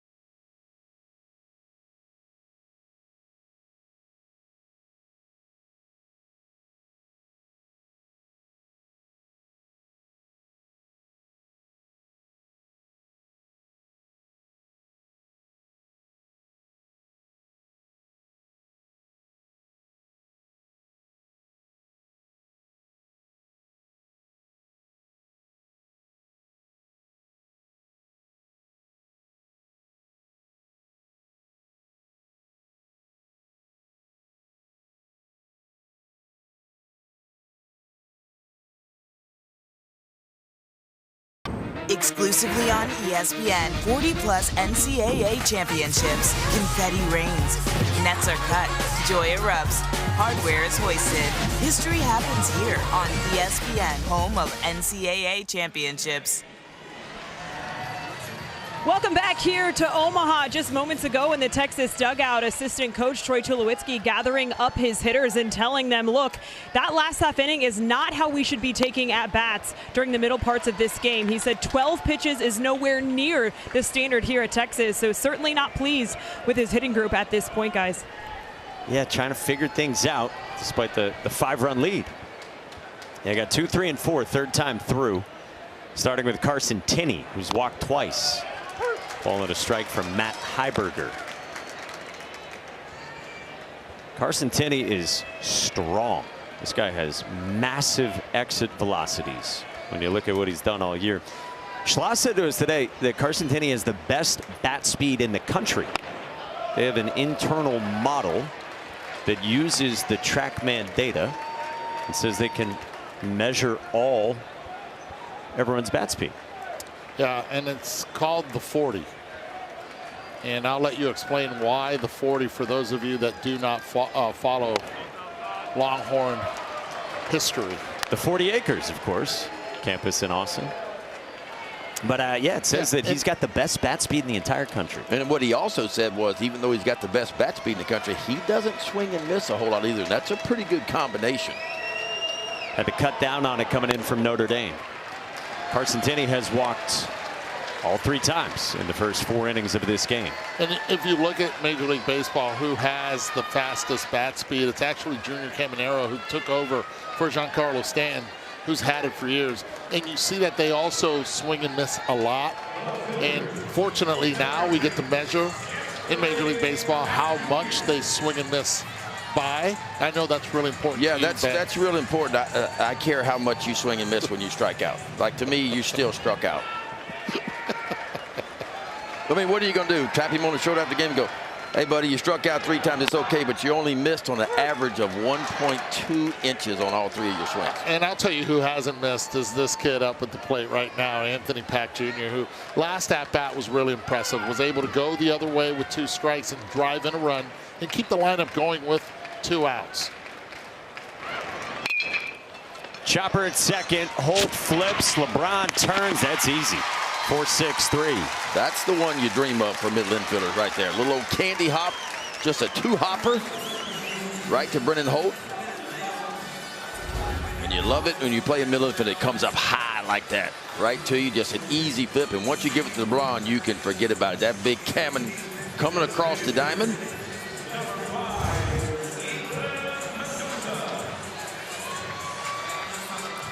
The old candy hop. 2 down, bases empty, bottom 4 for Ethan Mendoza. RBI double, pull side in the first, RBI single, backside in the second. The Bedford, Texas native. 2 hits Saturday against Georgia, pair of singles. Got him on the board in the 5th inning. 2 strikes on him against Joey Volchko.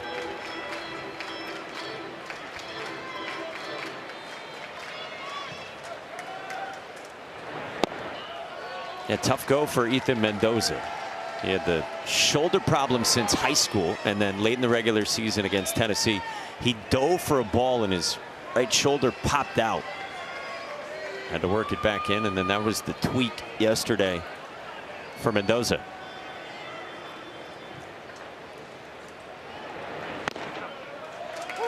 Who grew up a diehard Texas fan. His mom used to sneak him into Augie Garrido baseball camps once upon a time and say that his age was older than it actually was so that Ethan could get in.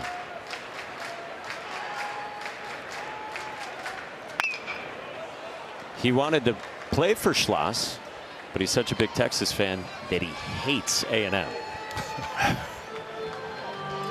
It all lined up for him. So went to Arizona State at first. Now year 2 with the Horns, with his family here watching in Omaha. We got all these families with hats with the last name on the hat now. Bouncer right side. Vaughn backs up. Vaughn flips. Inning over. Quick work. We're through 4 on day 4, game 1 at the Men's College World Series.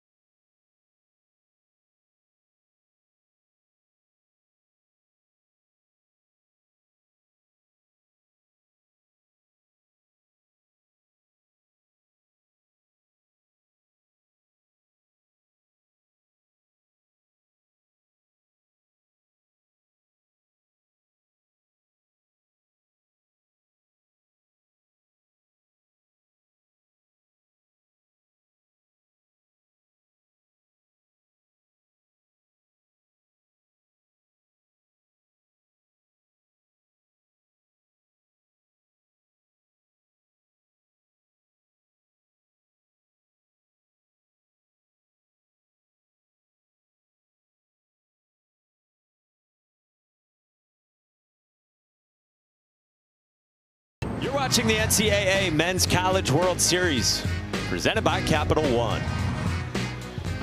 Take a nice ride with us around the confines of Charles Schwab Fields. Alabama's offense, just 2 runs the last 15 innings. Short start from Zane Adams, and Eduardo told us that there was a tell on what pitch was coming from Zane Adams. Texas got 3 in the first, 4 more in the second as they try to stay alive and stick around to tomorrow night. Ruger Riojas back to work, 5th inning. Starts with the top of Bama's order and Bryce Fowler. 1 for 2 with a single his last time.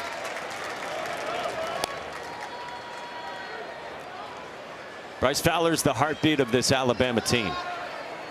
Rob Vaughn thinks he's got a chance to get drafted. But Rob Vaughn said despite that, this kid was born to be a college baseball player. Thrives under bright lights.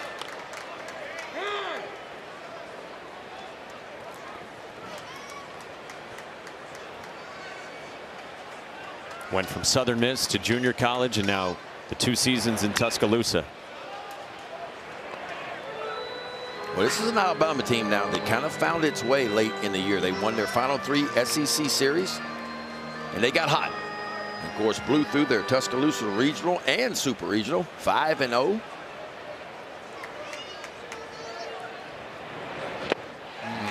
With pretty great scenes in Tuscaloosa. The right field Ragers, as they're known there. Place was packed. A sweep of the 4-seed St. John's. St. John's had won the regional in Tallahassee, hosted by number 10 Florida State. The Johnnies. How about that? What a great story. Big grand slam to put them ahead and send Florida State home. Well, they were home. 3-2. A strikeout for Riojas with the heater. Well, we talked about it early. If he's going to have success with the fastball, it's going to be the top quadrant of the strike zone, and that's where it plays the best. It's got a high spin rate. The vertical hop just carries it right through the zone. Watch this ball. And that's what you'll see with a high spin rate fastball. A lot of swings just underneath the baseball. Now Justin LeBron, a single and a fielder's choice that he bounced to third. Against Ruger Riojas with a fastball that has changed his lot in life this season. Spin away for ball 1.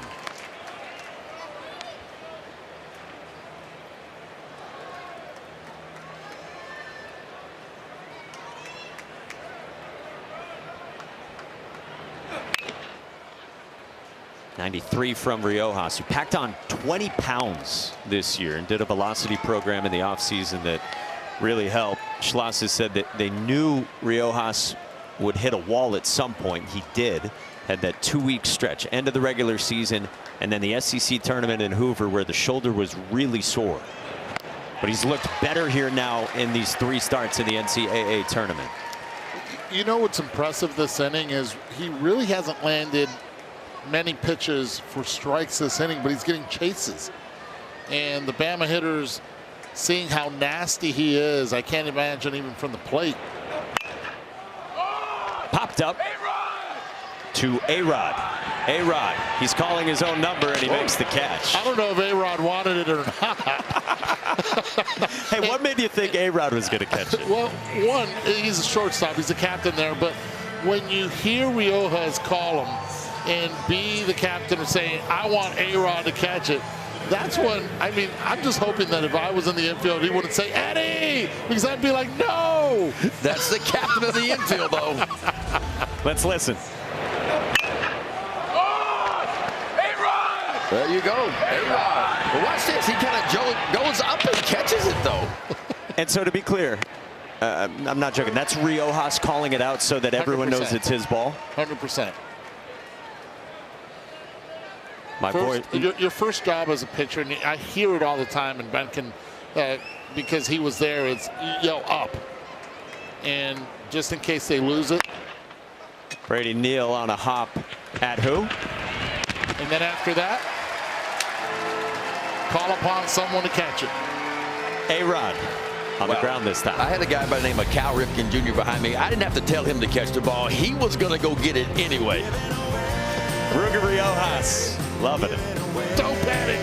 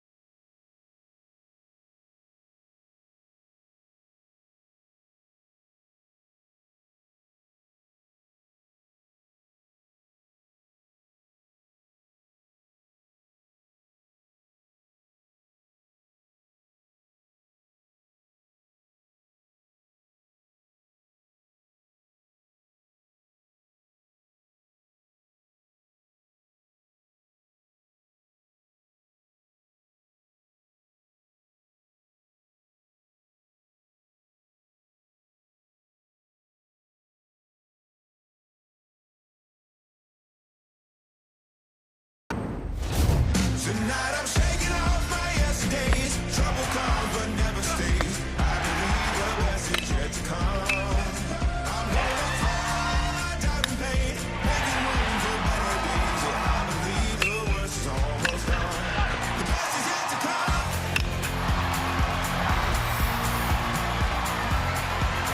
Adrian Rodriguez and Texas up 7-2 on Alabama in this matchup of top 8 national seeds in an elimination game that we are halfway through on a beautiful Monday afternoon at the Men's College World Series. Adrian Rodriguez leads it off in the 5 spot. 2-run double in the first inning. 2-run single that was scored and ruled in the second. And then an error charge to the left fielder for Alabama, Eric Hines. And Matt Heiberger for Alabama is doing exactly what he needs to do. He came in, he's faced a minimum through 2 innings. Junior lefty from Birmingham. Enjoying his best season working for the Tide. The 1-1. Roller left side in the hole past Justin LeBron. Leadoff single. Another hit for Adrian Rodriguez. That is 3 of them. Yeah, that's a nice piece of hitting. This one, he hits it exactly where the pitch is located. The one thing that's really difficult to do is get it past that shortstop, athletic as can be. LeBron doing his best to try to make the play. Leadoff hitter on for Texas once again. For Temo Becerra, the artist formerly known as Timo Becerra when he was at Stanford. Everyone always called him, and a lot of people still do call him Timo, but the proper pronunciation is Temo. Temo. Temo. His dad's name is Cuauhtémoc. Cuauhtémoc. Yep. So he goes by Temo. He's embracing it. First generation college grad in his family, and he graduated from Stanford. Oh, not too shabby, huh? That's beautiful. All right, so you know, because of all the ground balls that Matthew's been able to get on the mound, most likely he wants his defense to work. He's going to try to keep the ball down and try to get that other grounder to try to turn 2 here. Well, he's rolled 5 ground balls so far since coming in the ball game. It's that late action that he has that not only goes arm side, but down just a little bit at the end in the top part of the bat. And he's got the changeup right out of the same window, too, that keeps it just kind of down and away, and you get a hitter a little bit out in front, and that's how you create some ground balls. And he'd love to create one right here.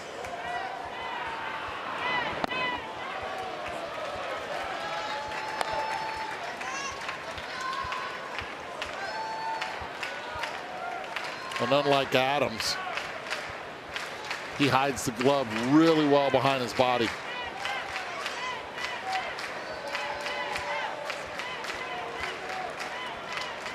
Two 1. Now back 2-2.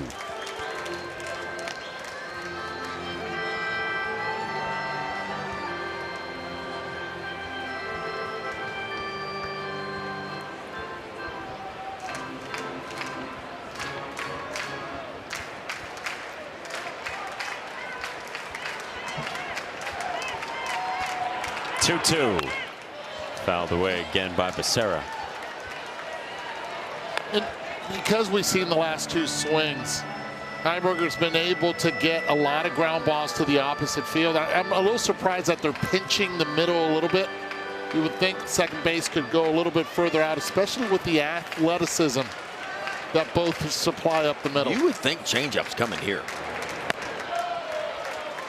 Keeps leaning on the fastball. Yeah.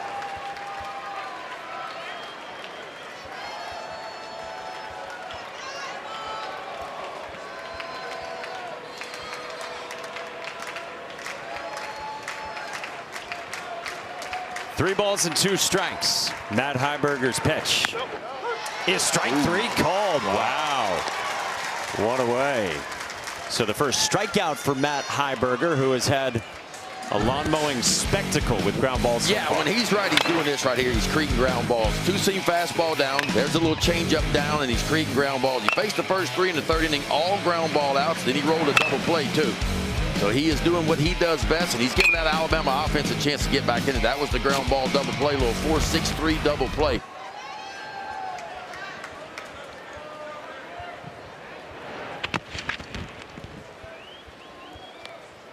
He's done a really nice job, and he keeps giving the Alabama offense chances.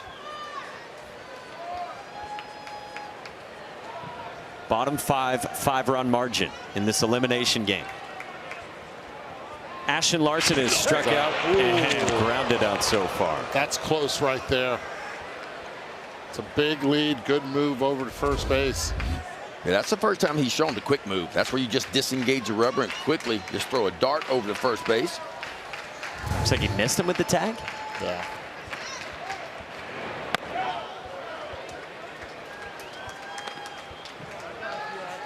See if they can get a good jump here. Try to stay away from that double play. Larson in the lineup mostly for his glove defensively. Has learned first base.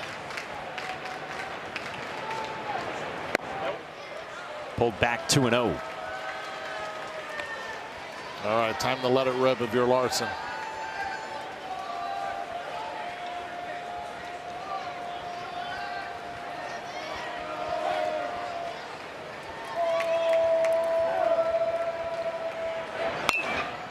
Chopper foul, 2-1. Tell you what, in the old school days right here, you have a pitcher that's been so successful getting all those ground balls like you showed earlier, Ben. But this is a moment that you would see a hit and run situation. Left on left, the guy doesn't have a lot of pop, try to stay away from 2. Down 3-1 on Ashton Larson. Larson's a patient bat. Jim Schlossnagle was saying to us today, he can certainly take some walks in this lineup. And he loves the backside of the field. That's kind of his game. Not a big home run guy, only 1 home run a year, but he will use the backside of the field.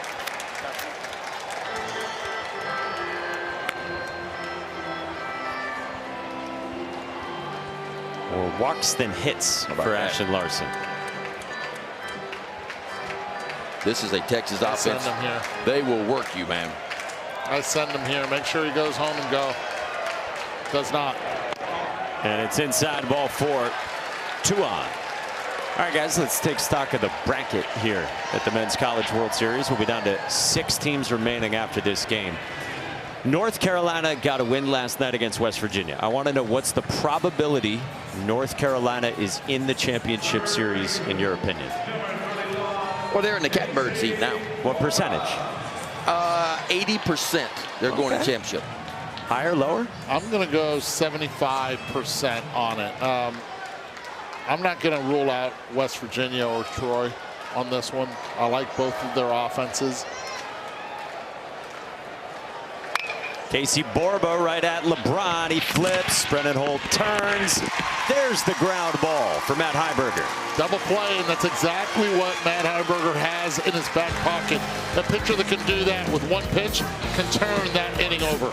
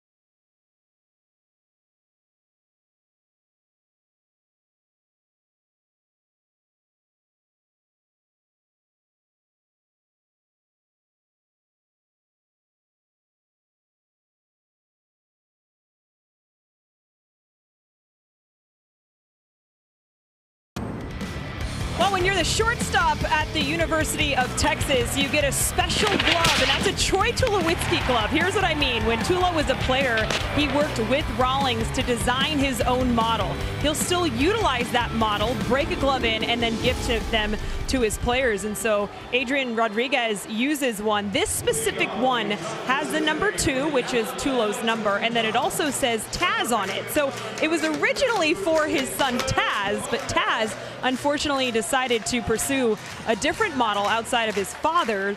But I love bringing up Taz because that is Tulo's 12-year-old son, and if you ask Jim Schlossnagle who the best infielder is on this team, he'll say Taz. And he's not kidding either.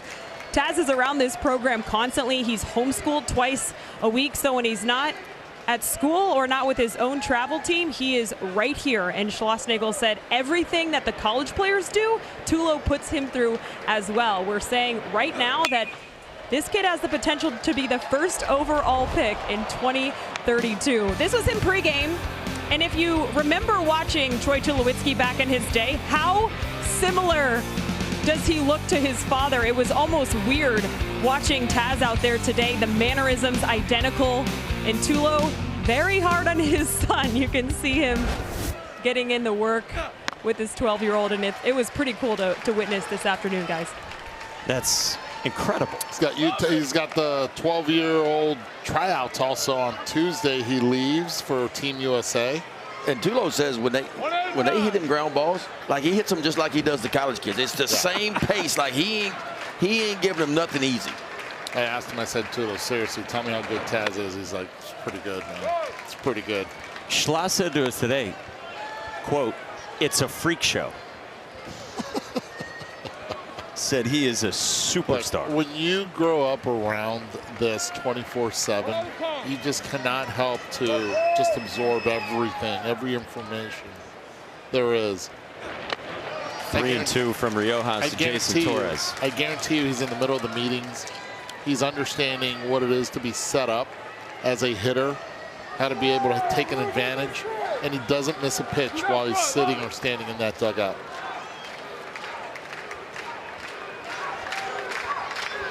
Riojas thought he had a strikeout earlier.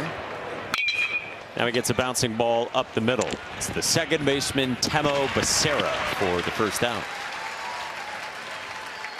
Well, here comes John Lem, who's playing with a broken finger on his lower right hand. Well, he's walked and he's homered. It didn't hurt him on that swing right there, Mikey, because he got a breaking ball and it worked right back into the barrel. It was Lem's 10th long ball of the year. He's been on base twice so far today.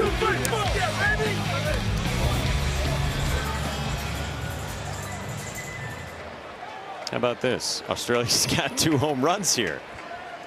Blake Cavell of Troy yesterday went oppo, and then John Lem right there, 415 feet.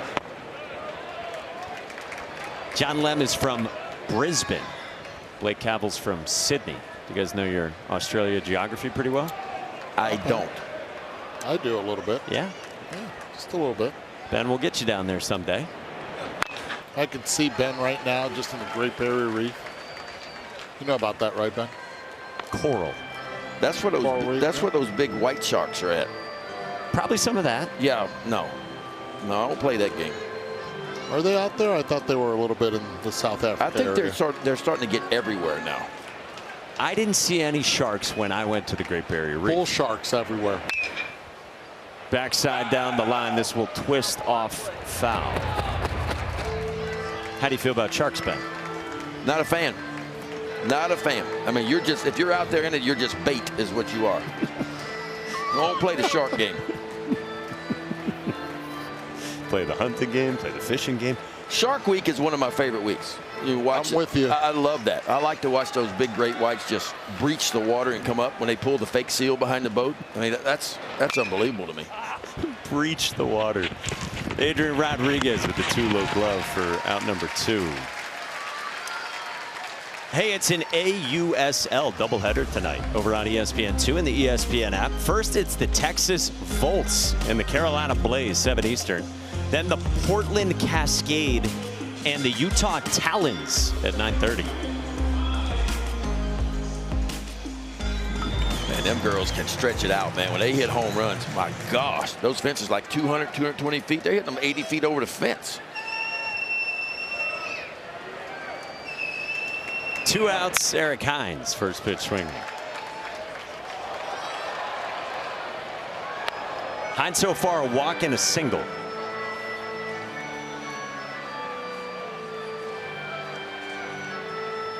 It's been real neat for Eric Hines to experience this season with Alabama. His coaches growing up were former Alabama baseball players, Brett Taft and Del Howell. What a fun interview, right? Just to smile the entire time. Knew where he wanted to play and was fortunate enough that where he wanted to play is who called upon him. You asked him if he played other sports. See, he enjoyed his time playing football too. Pitch number 105 from Ruger Riojas is an 0-2. Hines strikes out, and Ruger Riojas steals 6 sharp innings and retires 8 in a row. Yeah, I tell you what, that's just a heater right down the gut right there with a little hop to it at the end. Riojas' 7th punch out of the day. Watch this. This is just my best against yours. A little 4-seam fastball right down the gut.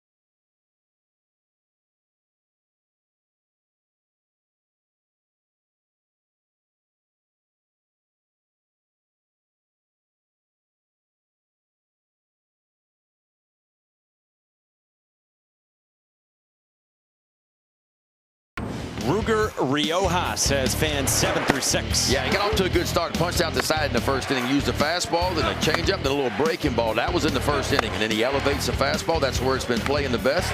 There's that split finger fastball on the outside edge. And so he's kind of set him up with good split finger fastballs, a little wrinkle cutter every now and then, and then elevated the fastball. 7 strikeouts versus 2 walks today. And Ruger Riojas, 2 starts versus Alabama this year. Only 3 earned runs and 11 innings of work with 18 strikeouts. That's a big number.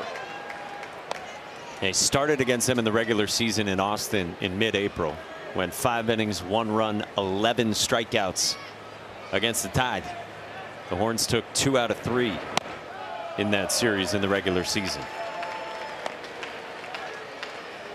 9-1-2 for Texas, starting with Darian Pendergrass against Matt Heiberger. Do we think Riojas is definitively done? I would think so. I would think so. I mean, I want to bring him back if I make it to the finals. Well, he's smiling right now and having a good time. He's always smiling, though. You can't tell by him. Usually in the College World Series, when pitchers are done, they don't sit. They go to the railing. He's drinking his water. He's having a good time. He continues to have those conversations. But I think they're going to try to stretch him out because tomorrow they're going to need quality arms to be available at 100%. Now, he did throw 111 his last time out. That was the season high in the Supers against Oregon. Max Wiener, the pitching coach, side by side. Those two are thick as thieves. 3-2. I'll tell you this is a good at-bat right here. For a hitter who is not known for his bat, hitting 205 coming into this at-bat. Pendergrass has been able to get it to 3-2, fouling off a tough pitch, left on left. Trying to turn the lineup over with a runner on first. The 7th pitch. Roller right side. Vaughn had to retreat. Heiberger had to hurry and got there. That's big time there. And that's a tough throw for a first baseman. Luke Vaughn had to go to the backhand side and kind of retreat toward the right field and the outfield grass. And then the throw is the tough one here because you got to lead the pitcher that's covering the bag because he's running wide open for the bag. So you got to lead him like a quarterback would lead a receiver and get it to where you think he's going to be. And that's well done on both ends right there. I'll tell you this, having played first base most of my career, grateful it's a left-handed pitcher. It's a lot easier for a target to throw it glove open, and so he doesn't have to break stride. Right-handed pitchers, you see a lot of balls dropped. I remember playing first base, and Chuck Finley, the great Chuck Finley, left-handed pitcher, he would not even try to step on the bag. He was always trying to catch the ball and tag the runner because he didn't have time to be able to look down. Where am I? Aiden Robbins hit. 1 out base runner for Texas, already up by 5. Yeah, on that play, you would rather, as a pitcher, you throw me the ball 8 or 10 feet before I get to the bag. That way I got time to catch the ball and still see the base. But that play right there is tough. That's where you got to, as a pitcher, peripheral vision, you're trying to pick up the ball, catch it, and out of the corner of your eye, kind of know where first base is and step on the bag all at the same time. And that's where it gets difficult.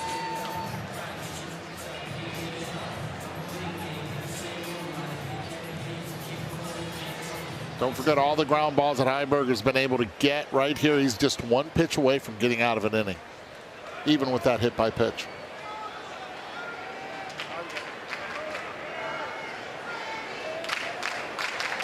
Robbins shakes it out and good to go for Carson Tenney, who's walked all 3 times so far.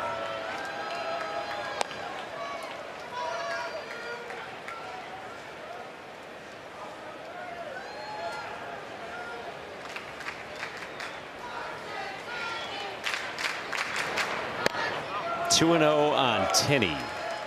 Carson was telling us the other day, he used to be very stubborn with his swing. He said you wouldn't even recognize the way I swung, even my freshman year of college, compared to the way it is now, when he was so much more robotic back then, and it was a lot more contact and power. Credit development. Skies this one to right. Steele backs up at the wall with room for out number 2. I did not think that that ball was going to go as far as it did coming off the bat. And that just tells you the strength and the bat speed that Tenney has. He missed that ball. By a lot. He missed it and it almost got out of here. Just a fastball right down the gut. And you see just a fly ball out to right field, but it kept pushing. Steele back, all the way to the wall before he finally retrieved it. 104 off his bat, but just skied. 2 outs, Anthony Pack Jr. The SEC Freshman of the Year.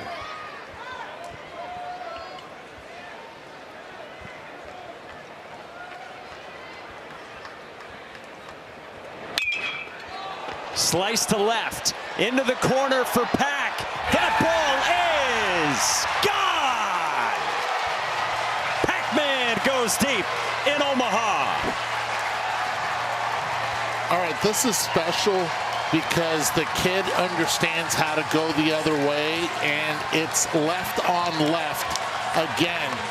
Staying true to who he is early on. Will he learn how to pull the ball as it continues to progress in this Longhorn lineup? Absolutely. But as a freshman to go opposite field in this ballpark, left on left, impressive.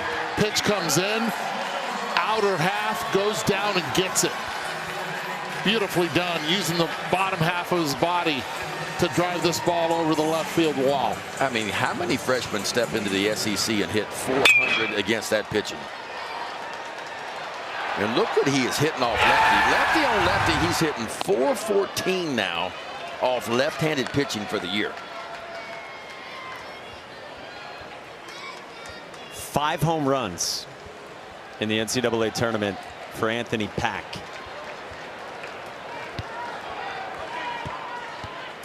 Alabama asking a lot from Heiberger. This is his longest outing this year. Most he had thrown was 3 innings. Heiberger came on in the 2nd today. And they're going to get Miles Upchurch up. He's their number 3 starter. But might be too little too late. Bouncer right side. It gets past Luke Vaughn for Ethan Mendoza. 2-out base runner for Texas.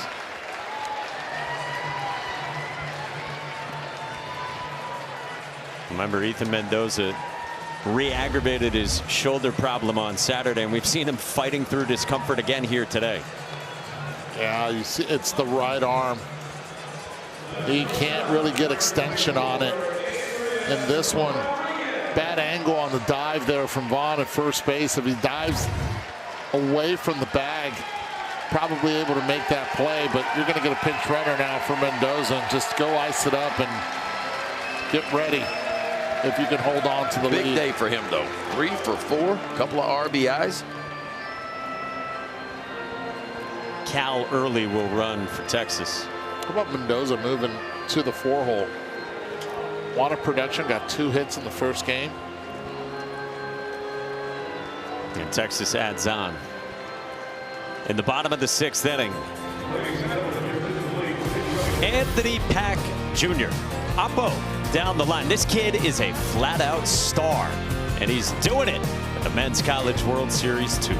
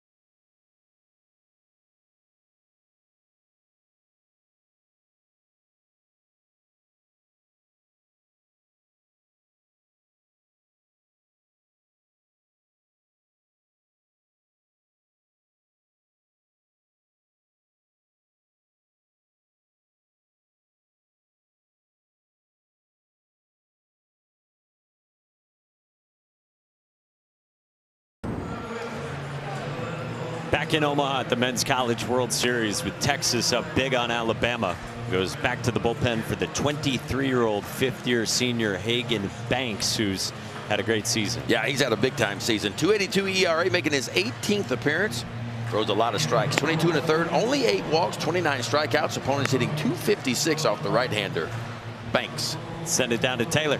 Well, with the new pitcher comes a new scouting report. So hitters were meeting with assistant coach Troy Tulowitzki right before this moment. See, you can see it right here. And I've been watching Tulo on the bench. The scouting reports are extensive. He is constantly talking to the hitters. We talked earlier about the 40, all the information that Texas has available for their players on full display right there.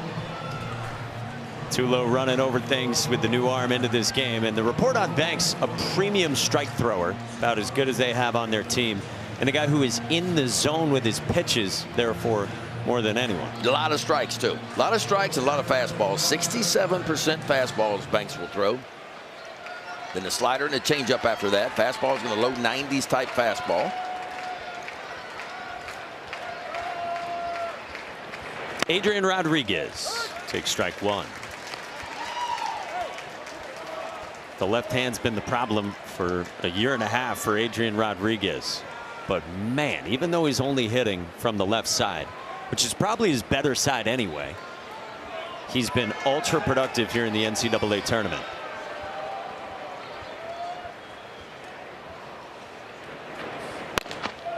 Runner on the move from first, and the back pick from Neal went to Vaughn, and so Cal Early moves to second. Neal never saw him go. That pick was already in the back of his mind. This is what we're going to do. And with Rodriguez there, he never saw him go, and no one told him.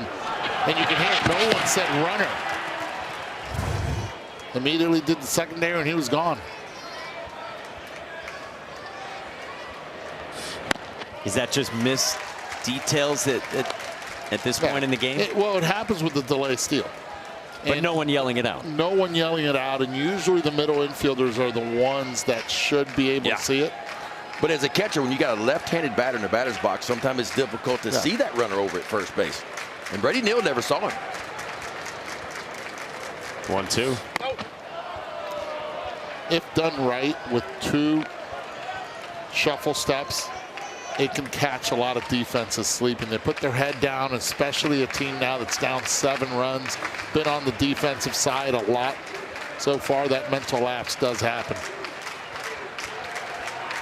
2-2. It's a big part of what the Horns like to do offensively. Yeah, they hit home runs. They got 104 home runs on the year. But when you look at stolen bases, 114 stolen bases on the year as well. So they can beat you and create runs a lot of different ways. This one deflected foul. Because they've added on here on the Pack home run in this 6th inning, I think it has changed their pitching plans. You were looking into their Texas dugout. Yeah, absolutely. I mean, I really do believe that Riojas was going back. And then as soon as the home run was hit, the bullpen started getting active, and then Riojas started hugging everyone on the bench once they told him he was done. Plus, it's been a long inning yet again. He has sat there for a long time. Hagan Banks 3-2. Rodriguez, well struck right field. See ya. Who is hotter in the world than Adrian Rodriguez? Good gosh. No. Did you see him pull his hands in on the ball right on the inside part of the plate? I'm talking about 106 off the bat, 418 feet it went for Rodriguez. Just his 5th long ball of the year, but I tell you what, he is having a day now. 6 RBIs for A-Rod. It's the way he uses his hands. He's really loose with it. Strong foundation and the ability to recognize a pitch and keep the hands tied in. Front hip flies open as soon as he sees where the location is, and the bat head follows. As soon as he hit it, he knew it, and so did the rest of the stadium. That's what you call alligator arming it right there. He got him in tight.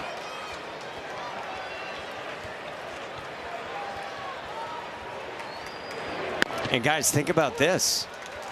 Had they ruled it a triple for Rodriguez in the second, that swing right there would have been for the cycle. It should have been a triple, by the way. I have no idea how they gave that an error. I don't either. And nobody came within 3 feet of the ball. It was back in the second inning. Adrian Rodriguez hit a ball into left center field. It split the left fielder Hines, the center fielder Fowler, and then it got past Hines a little bit. Rodriguez ended up at third. We all rolled down triple, and it ended up being a single and a 2-base error on the left fielder Hines. It's going to be reviewed, and I think it has to. Obviously, they don't care about personal statistics when it comes to this. It's all about the W's in the College World Series. But hitting for a cycle, I know it's pretty darn cool. I know John Shabby would love it. 2-1 to Temo Becerra. Yanked outside. Could we have a retrofitted cycle if there's a scoring change? They very well could change that. I mean, they really should. I mean, 99 times out of 100, you see that play happen, and it always goes down as whatever the runner can get. Nobody touched the ball. Nobody came close to it. Just miscommunication in the outfield. Full count on Becerra.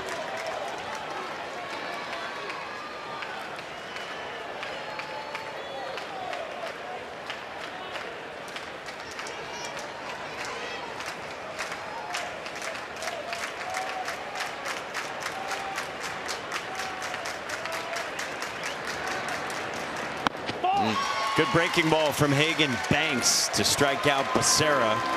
But a pair of 2-run homers in the bottom of the 6th inning for the Horns. Yeah, Anthony Pack got the party started with a backside bomb, and then A-Rod steps to the plate. You talk about get those hands in tight to the body and put a barrel on one. Folks, it's all Horns right now through 6, up 11-2.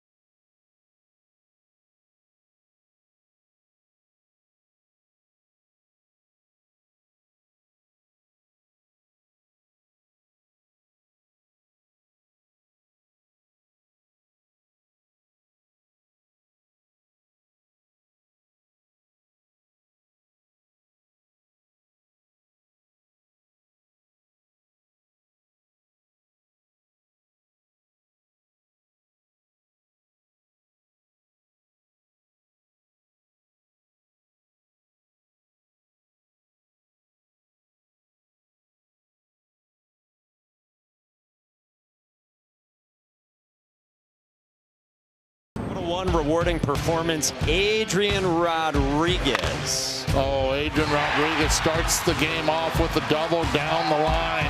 And you're thinking, okay, they get it going. But then it was the opposite field. This is where we thought it could have been a triple. Instead, they gave it a double and an error. And then pitch on the inside part of the plate. He recognizes it, turns on it, elevates it, and horns up, rounding the bases as well. 4 for 4 on the day for Adrian Rodriguez. And now Brody Walls, freshman from McKinney, Texas, takes over for the Horns for the 7th. Yep, making his 19th appearance of the year. Elevated ERA for him. 29 2/3 innings he has worked so far. Only 9 walks, but 36 strikeouts, so he can definitely strike you out. Opponents hitting just .214 off the right-hander, Walls. Good fastball, too. Fastball is going to average 95. It'll tick up in the upper 90s from time to time. A little cutter, curveball, and a changeup as well. So the day's done for Ruger Riojas, trying to extend his college career. 6 innings, 2 runs, 2 walks, 7 strikeouts, 105 pitches, and with the insurance, you can certainly take him out of the game. If you want to peek ahead, let's say best case scenario, Texas finds a way into the championship series. 5 days rest would be bringing him back game 2 on Sunday. 100%. And you have it set up and lined up the way you would want to, but this is far from being able to get there. First pitch swinging from Brennan Holt. Ashton Larson to the bag.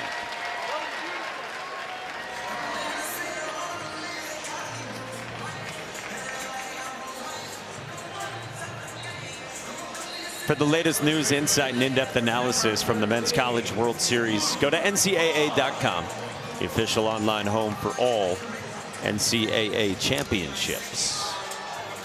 Speaking of news and analysis, the analysis out of last night, Caden Glauber's very good at pitching a baseball.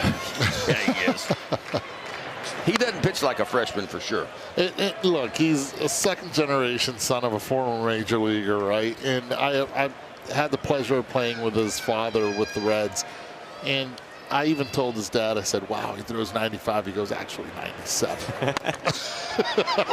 and he's got an idea. It's an analytical fastball, too. Like, it's 96, 97, but it's got that good carry and a little bit of left to right to it at the top of the zone. He really can get it up there, and he locates it where it plays the best. It's ride and run on the fastball, and it's part of, as you would say, Ben, a 3-pitch mix. Yeah, and look, it's real too. You don't see many freshmen just come in and attack the zone like he does. Luke Vaughn in the air, center field, at Darian Pendergrass. 2 down. Well, another game still to come tonight, 7 Eastern, right here on ESPN. If you haven't heard by now, the boys are back in town. And there's your boy. Dayton LeChance, how is the ankle? What do we think? Left ankle. What ankle? I don't know how it is, but I can promise you one thing: it's taped up. It's a hockey mentality right there. That kid is a joy to watch. Oklahoma and Georgia. Peyton Steele chops one foul. Who you guys got tonight? I'll give you 10 seconds to think about it, and then I would like a prediction, please. Oklahoma or number 3 Georgia, 7 o'clock Eastern. Look, who's going for Georgia? Is it Aoki? Georgia can Gotta be pitch. Aoki. Got to be Aoki, but it just feels like, to me, it's Georgia's year. I just feel like that. I really felt like it was going to be North Carolina and Georgia in the finals. That's what I predicted, and I just feel like it's Georgia's year. This ballpark will fit Georgia's pitching, and the hitting is real. I don't know if we, by having been in Athens, saw that offense in full force. Maybe a little biased with it, but Georgia is just at the top of their game right now. Rylan Lujo was probably their biggest star offensively on Saturday against Texas in support of Joey Volchko.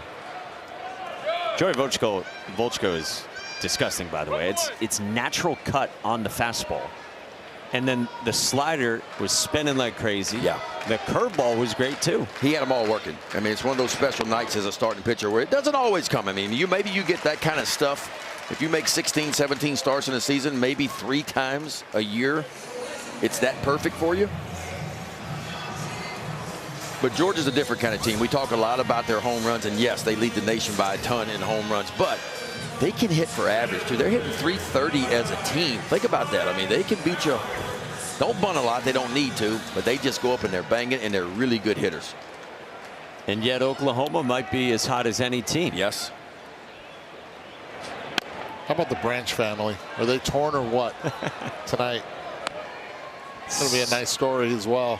Something tells me Chris Budden will be working on the Kyle Branch, Oklahoma second baseman, and Colby Branch, Georgia shortstop angles. When I flew in to Omaha, flew in with the Branch family as well. And oh yeah. Dad had his jersey on, jersey cut in half with the Branch. Both boys should be sitting right behind home plate. Bryce Fowler in a 1-ball, 1-strike count against Brody Walls. What side is he going to be sitting in? Will it be the visitor side or the home side? Just go out to the batter's eye. Maybe he just sits right in the middle. Just right in the middle? Right behind home plate. In the Ben McDonald seats. Usually there's a LSU gentleman sitting right behind Yeah, I'm there. sure he's down there. Or will be down there for the night game. That's how Ben finds his way down there. There, yeah, we got LSU behind home plate. Oh, yeah. There we go.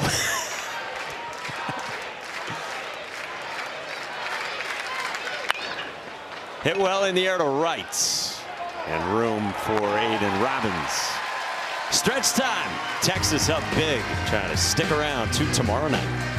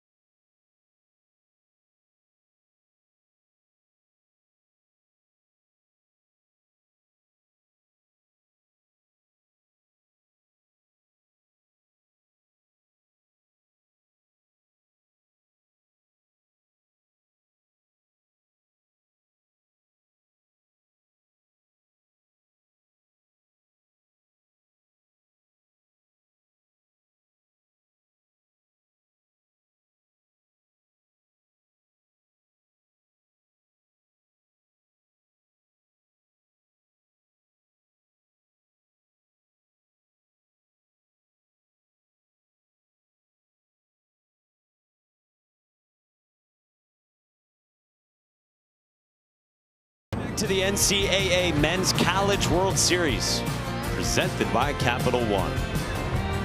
The 4th day at the Men's College World Series, where we started with 8 teams, and after this one, we'll be down to 6.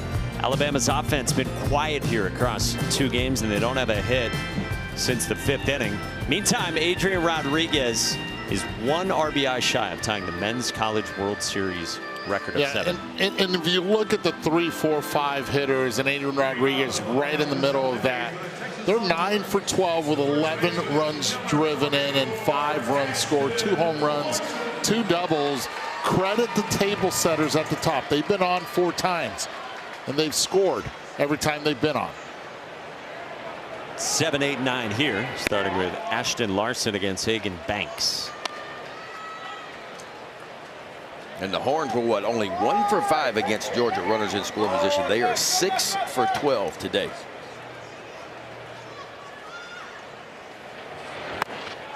Guys, I have breaking news. Oh boy. In my ears. They have just officially changed it to a triple. There you go. For Adrian Rodriguez, and he now has the 3rd cycle in Men's College World Series history. That's a right call. Absolutely. He joins Jerry Kendall and Tennessee's Christian Moore from just a couple years ago. Christian Moore was here. He hit for the cycle just a couple years ago. You're right. And Moore got his on a home run to center. An absolute frozen rope. And if I remember that was into the wind too, into traffic, straightaway center field. Yep. Bouncer right side at Vaughn to the bag. So here it is. Let's decide for yourself. Back in the 2nd inning. You be the judge on this one. Right here, you can't call the error here, but they were calling it right there off the glove.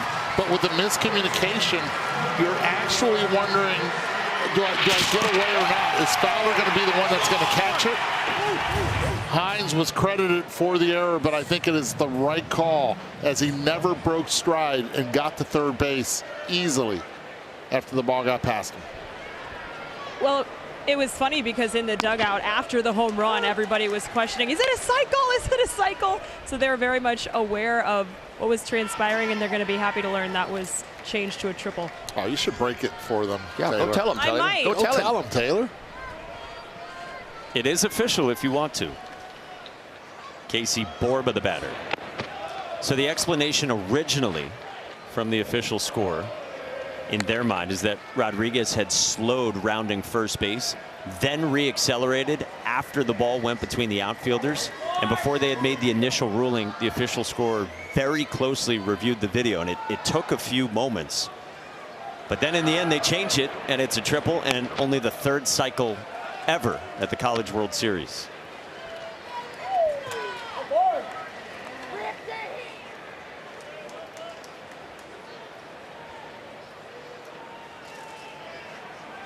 I don't know if I've ever seen a retrofitted cycle. No.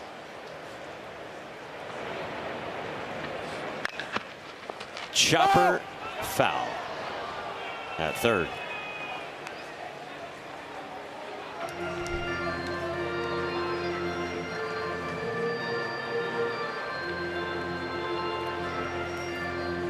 Well, Casey Borba, quite familiar with the game of baseball. His dad, Eric, a legendary high school baseball coach in California, was a longtime coach at Orange Lutheran. And so he made sure that his son, back in 2010, experienced baseball at the next level. So you can see Rosenblatt behind them. That was 2010. Kind of laid the foundation of dreaming to play here at Omaha. So full circle moment for Casey Borba. That's pretty awesome. Get to come back years later. It's really cool. And look, I remember my freshman year at Florida State coming in, and the great Mike Martin, 11, would say our goal is to get to Omaha.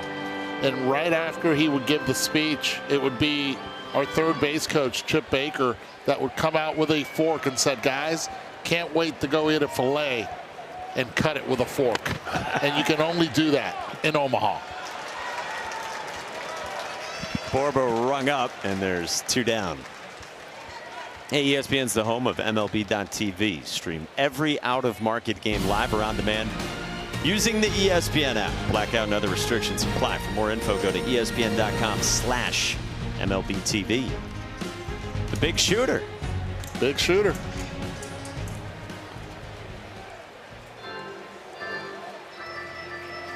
Jason Jackson strides out with Hagen Banks at 23 pitches. Banks, a guy who's pitched 5 seasons with the same school. That is a unicorn in this day and age. From Plainville, Georgia. Good year as a sophomore 3 years ago out of the pen. Season-ending surgery 2 years ago. Last year, solid. This year, a big role. Time as the closer. And very effective. And Banks will depart at the end of a real special season for him and Alabama. But Texas rolling in this one.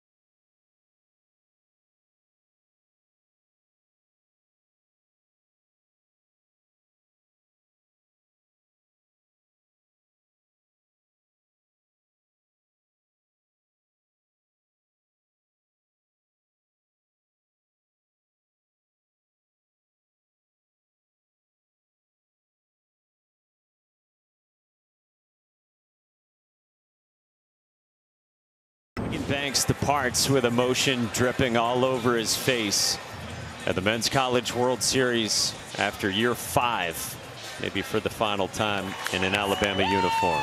His parents, Brian and Stacy, so supportive of him. Rob Vaughn has said this year, he said if Hagan Banks wanted to cut and run when the coaching transition happened a few years ago, said nobody would have blamed Hagan Banks. But Hagan Banks didn't. He trusted the new staff. He stuck with the holdover pitching coach, Jason Jackson, and Hagan Banks gave the new coaching staff a chance. And Rob Vaughn said earlier this year, I hope it's been rewarding for Hagan Banks. That's a lot of emotion right there, man. And now the present and the future for Alabama. The stud freshman, Miles Upchurch, on the SEC all-freshman team. Was in the weekend rotation all season. And with this one, 11-2 in the 7th, he'll get some run here in Omaha. Yeah, what a freshman year it's been for Miles Upchurch, too. 8 wins. How about the ERA? 3.57. The walk's getting away every now and then, not uncommon for a freshman, but 77 strikeouts and 70 2/3. I love the opponent's batting average, too. Anytime it starts with a 1 and it's 198, that's a lot better than most. How about the experience getting him in now? Letting him have a touch and toe the rubber here at the College World Series, understanding what it feels like to get him hungry back for next year, get that opportunity. How about that 97 from a freshman arm, too, just kind of up and in. Miles Upchurch was a top 75 recruit in his class in the country, according to Perfect Game. He's a Maryland native, so he had ties for a while to Rob Vaughn, who of course was the head coach for 6 years at Maryland. 0-2 to Darian Pendergrass, and this is rolled at first. Luke Vaughn collects to the bag himself. And the inning's over. Through 7 in Omaha at the College World Series.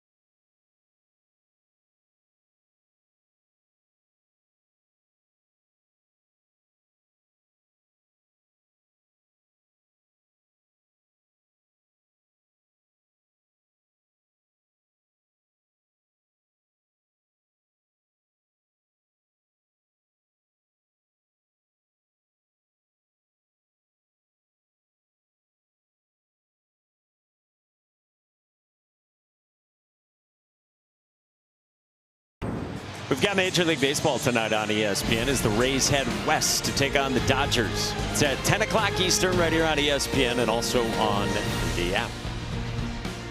8th inning in this elimination game, and Justin LeBron bats for Alabama for what could be the final time in a special career. Projected top 10 pick, according to our Kylie McDaniel. It's pretty cool learning about Justin LeBron's story.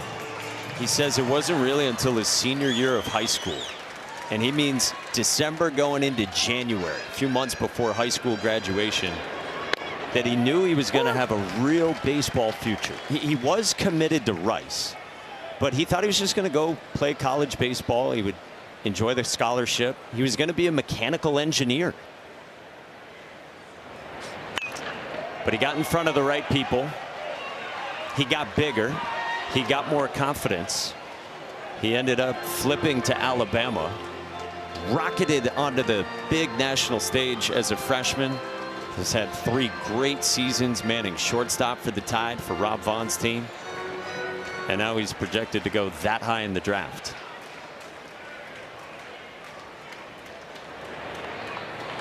This one goes behind him, and it did hit him on one that got away from Brody Walls. Well, you're going to get hit on an off-speed pitch like that 0-2. Avoids the head, get out of the way. But you look at the potential of Justin LeBron and how he will continue to develop at the next level. And we don't know if he'll be able to handle shortstop moving forward. Unbelievable athlete. He could go to the outfield as well. But the athleticism is there.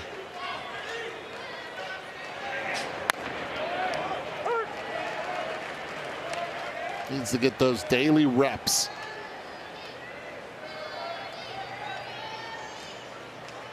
Three strong seasons for Justin LeBron. And now Brady Neal, senior in his right, from Tallahassee, Florida, winding college journey that included injuries, time on the bench at LSU, the real disappointing season, in his own words, last year for the Tide. And then this year's second team SEC. Talking with Jason Jackson on the Alabama staff the other day, who's known Brady a long time from the Tallahassee area.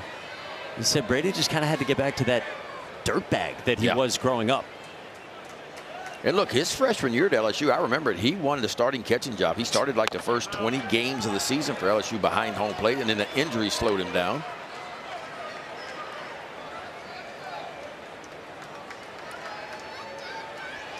He gave a really awesome interview after a win over Oklahoma State in the regionals, talking about how he's found his joy in the game again. And joy comes from playing like a kid, remembering what it was like to go to the ballpark as a kid and fall in love with the game of baseball. So certainly been able to reestablish that this year, and feels like that's been a big part of his success. Yeah, Rob Vaughn was saying to us, he thinks it's just been letting go for Brady Neal. Yeah, and forgetting about the expectations. Expectations is a hard thing to deal with, and Brady Neal came out of high school expected to do a lot. And when you carry that weight on your shoulder, man, you're always thinking about the draft, looking at the draft. But when you finally let it go and say, I'm not worrying about the draft anymore, I'm just going to go play the game that I love, that I grew up playing as a youth. And that's what Brady Neal did this year. He just put it all behind him and all the expectations, and he's had a fabulous year for Alabama. Strikes out here for the first down in the 8th inning.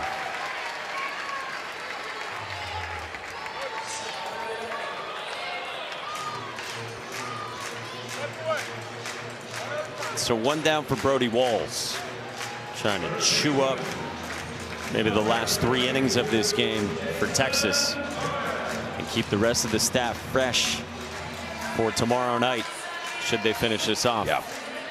And look, Texas has a deep staff. Don't think they don't. They came in with the 13th best ERA in Division I baseball. And now another senior in Jason Torres, cleanup man, third baseman from Hialeah, Florida, 2 years in Miami and now 2 with Alabama. Rob Vaughn said to us, one of my favorite humans of all time.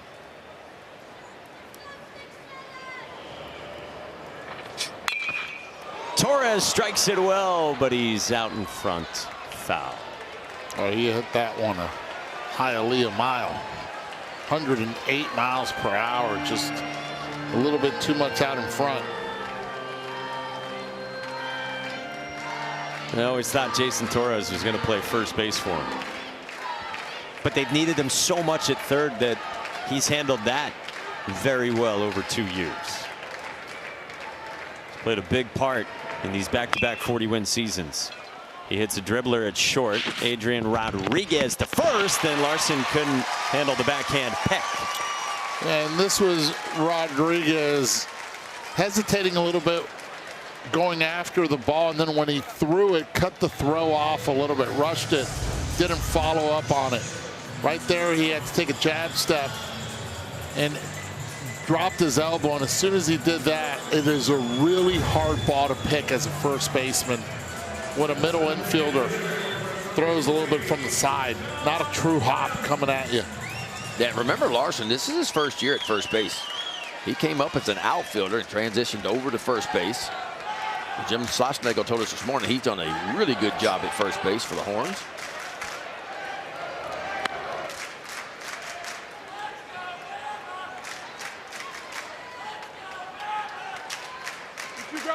So 2 on for John Lem, who's walked and homered in this game. Senior from Australia takes a strike at the knees. It's been pretty cool. John Lem's had his parents here for this run all the way from Brisbane.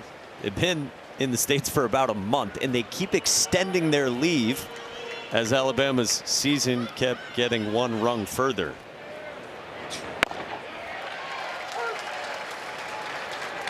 Alabama brought in John Lem as a power kind of depth catcher, left-hand hitting option. He just kept getting better and better. Now he's hitting the middle of the order for the top.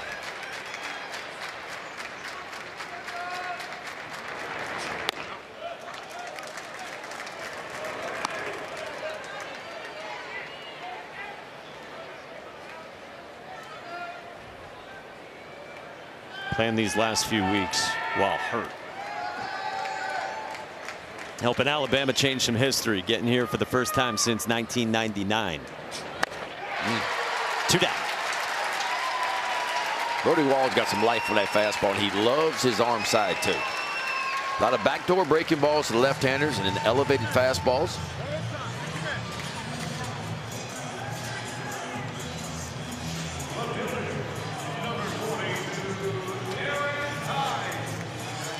Following Ruger Riojas. So 2 on 2 out in this 8th inning for Eric Hines. A walk, a single, and a strikeout, all against Riojas. What do you think the summer needs to look like for Eric Hines to take a bigger step as a sophomore? Just continue to develop, continue to get stronger. Already a really strong young man, and he'll end up moving most likely from that 6 hole to the 3 spot or 4 spot in the lineup. The confidence he has, the ability to go line to line out of the ballpark as well.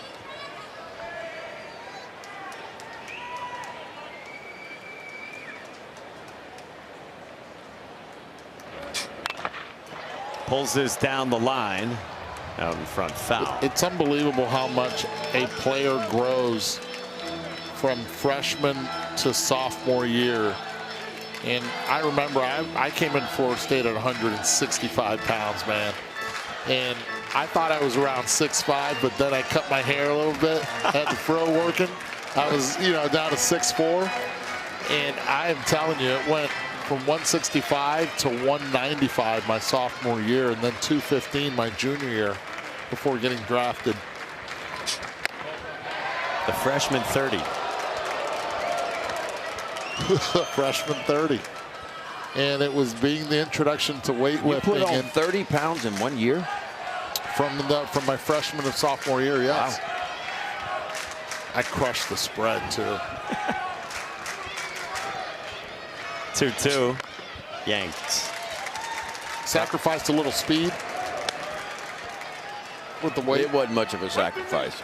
I don't think you had a ton of speed to start with. Wait a second. I was pretty fast in college and my first few years in the minors. And then gravity hit.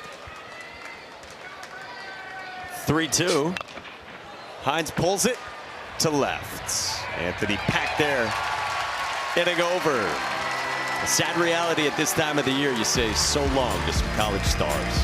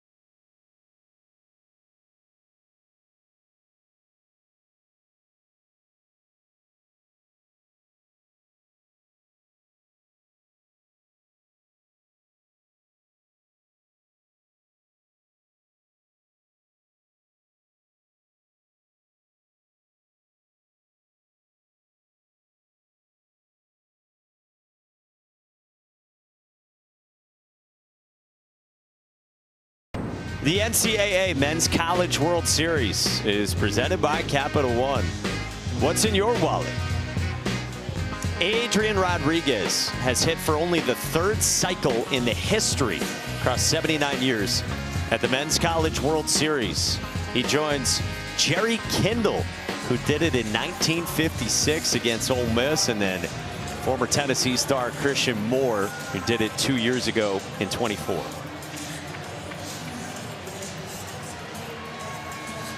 Special. Christian Moore, by the way, that home run that he hit for the cycle 2 years ago, we set a laser to center. Exit velo 117, launch angle 18 degrees. Line drive. A clothesline. Don't know why you were getting it out that night with the wind blowing in like it was.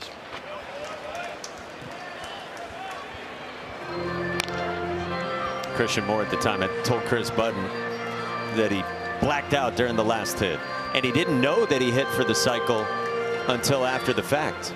He was genuinely speechless.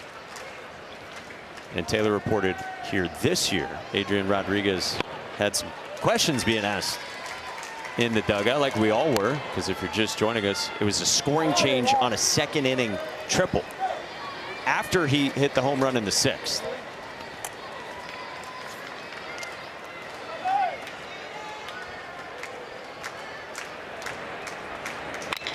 Aiden Robbins rolls over it short of Justin LeBlanc, and an error.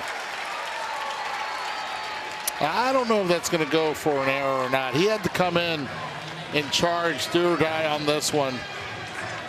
They're going to give him the E6, but those are the things he's going to have to refine getting into pro ball. Watch his head on this, and you can't see it from that angle, but he has to get down, got to stick that nose in there, and cannot look at the runners. Just being able to use the athleticism. That head stayed up instead of bringing that chin down, nose to the ball as he charged in. He's been really sharp defensively the last few months, but did have a lot of errors early in the season, and a lot of them looked exactly like that. Coming in with the one hand like that. That's only his 3rd error, in the last, 19 games? So he's been much better defensively as of late. You really think he was going to get Robbins at first if he fielded that cleanly? I do. Yeah. Robbins didn't get out of the box great. And of course, he's got that big arm coming from the shortstop position. I think he would have got him.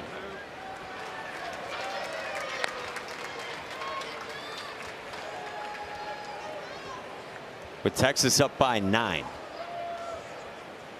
Pretty comfortable, breezy feel for Texas ever since they added those 4 runs in the 6th.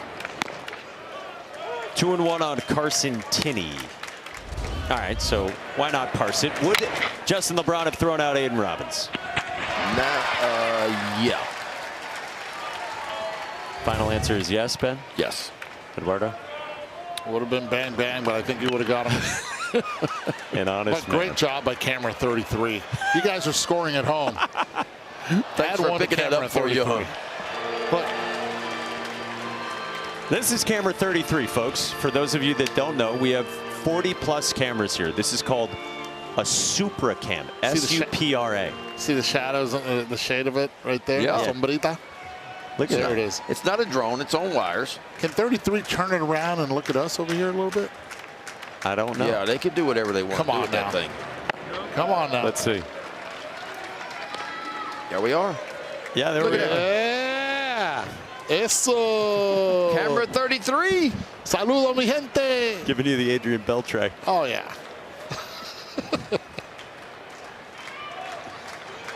Three and 2 on Tinney. Runner goes, and that's foul. You got any other favorite cameras here? Oh, man, there's so many. I mean, the ones down the line as well.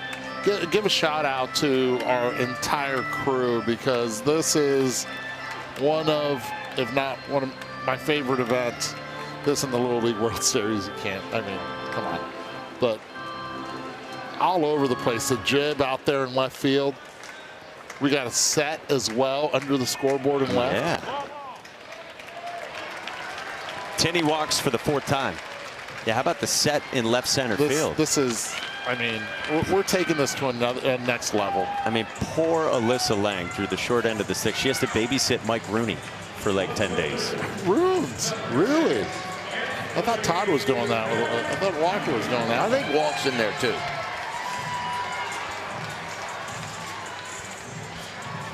And then let's not forget about the drone. There's Larry. Yeah, you can't forget the drone either. Anthony Pack against Miles Upchurch. Or as my wife would call Larry, Larry. She doesn't say Larry. Thank you for clarifying. Just in case. I was curious. Anthony Pack, 2-run home run his last time. Also an RBI single in the second. Hard hit over short in the left center field for Anthony Pack. It adds a run courtesy Aiden Robbins. And it's 12-2 Texas. No let up from Texas. The boys in the middle of the lineup said it early. Yes, the pitching was phenomenal that they faced in Volco, but what they came out here today was we're going to use the entire field line to line. It started off with doubles down the line, and now they have been able to scatter hits everywhere. Saturday, 0 for 15 with 11 Ks. Different story today, and this man right here, the future is bright for Anthony Pack Jr.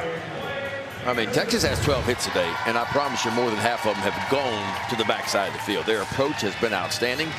And it started against Zane Adams, a sinker baller, changeup guy. And you heard Jim Schlossnagle say our approach was really good. We wanted to see the ball up. We were able to lay off the balls down. The approach has been outstanding. It's been a bit different Texas offense. Of course, Joey Volchko was unbelievable, and that kind of stuff that he had will shut down any offense. But this Texas offense today has kind of picked up right where it left off in the postseason. And we talked about it. They came in averaging right at 12 runs per game, and they've got 12 on the scoreboard today. Well, the Stars for Texas, their work is done. Carson Tenney gets run for by Presley Corville. And this is pretty neat. We get a pinch hitter, Blake Peterson, who is a redshirt sophomore from Austin. He went to the great high school Westlake in Austin, and this kid grew up a diehard Texas fan. And in 3 years, he's looking for his first career hit.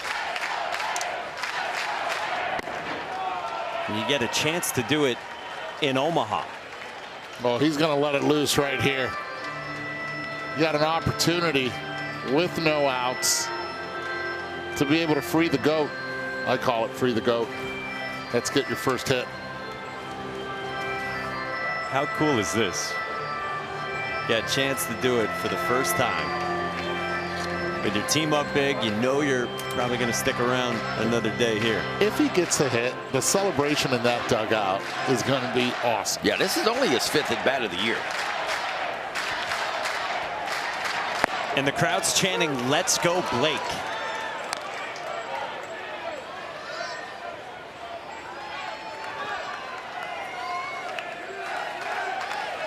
With his family here watching, he's got 4 younger siblings.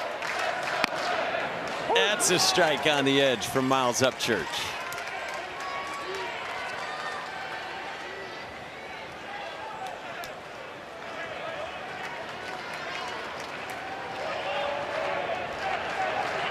Two. Hot shot at first, and Vaughn scrambles to it and gets the out. Wow. Corville scores to add a run, and Blake Peterson was oh so close, but he does pick up his first career RBI. Oh, the boys in the dugout. He's got a smile in there. Boys in the dugout want to replay. They want to review it. How about your first RBI? Didn't get his first hit. He almost did, but does pick up his first RBI. A little inside-out swing. That's what you want to call it? I want to call it late, but it's okay. Watch the reaction. Come on. Look at Ruger Riojas. Oh.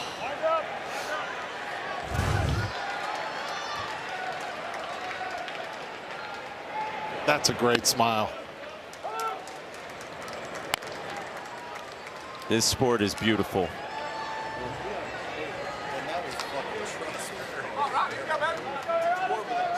You just might have heard the word trust they mentioned. They talk about two-strike hitting, trust. And it's what they refer to for backing up the baseball. And Blake Peterson just backed up the baseball for his first career RBI, using the word that their whole hitting system is predicated on trust. Trust and understanding the situation and where you are in the count. And that's how hitters are supposed to hit. You get counts in your favor, you want to get the bat out, catch it out in front. You get 2 strikes on you, sit back, let it travel, and just try to shove it the other way. And Texas has done that a lot today. When we talk about how fast that heartbeat of his had to be at the plate, you're 5 at-bats the entire regular season. And your next at-bat looking for your first hit in the College World Series? Wow. Adrian Rodriguez pulls one fair, and it's a 5-hit day for A-Rod, adding to his cycle. He's going to get it now. Oh, he almost had a no-doubt triple after the scoring change. Have a day, Adrian Rodriguez, huh? And had the game been closer, he might have gone for it. Yeah. 7 RBIs today on a 5-for-5 day, and he sprayed it everywhere. It's a great piece of hitting the entire afternoon for Adrian Rodriguez, and keeping it fair.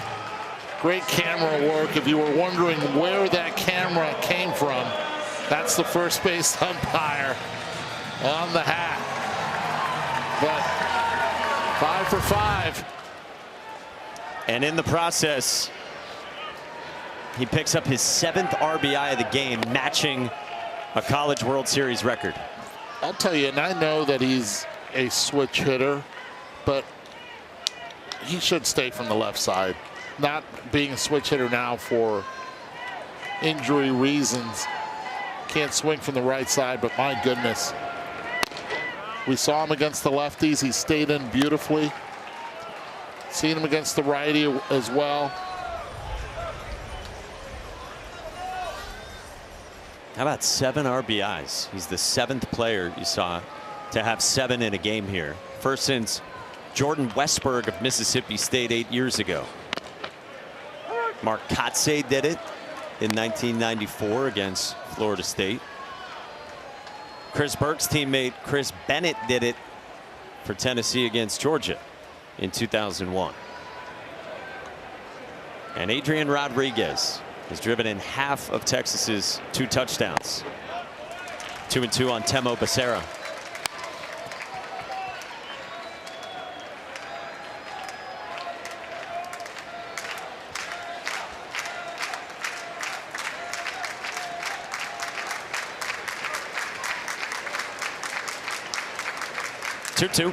Becerra strikes out with a right-on-right changeup.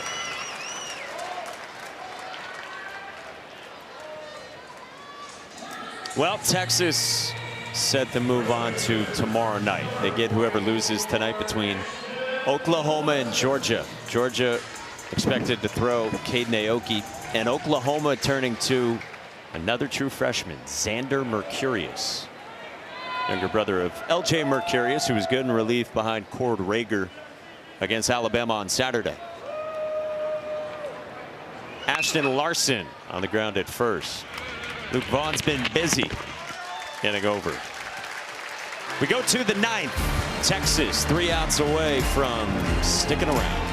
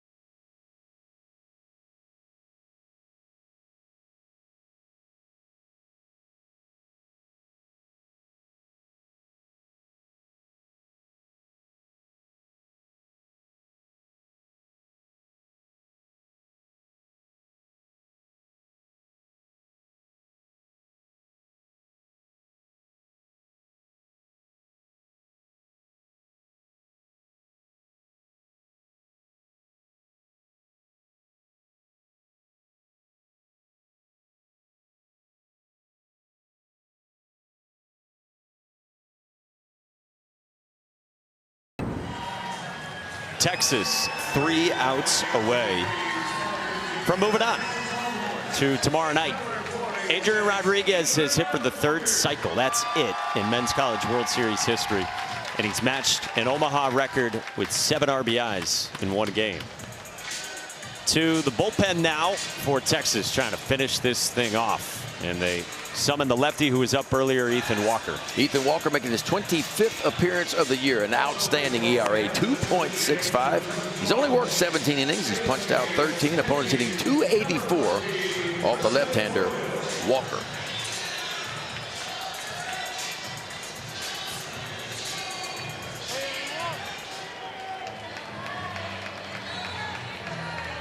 Beautiful day in Omaha, first of 2 games. Reminder, stick around, 7 Eastern tonight, Oklahoma and number 3 Georgia.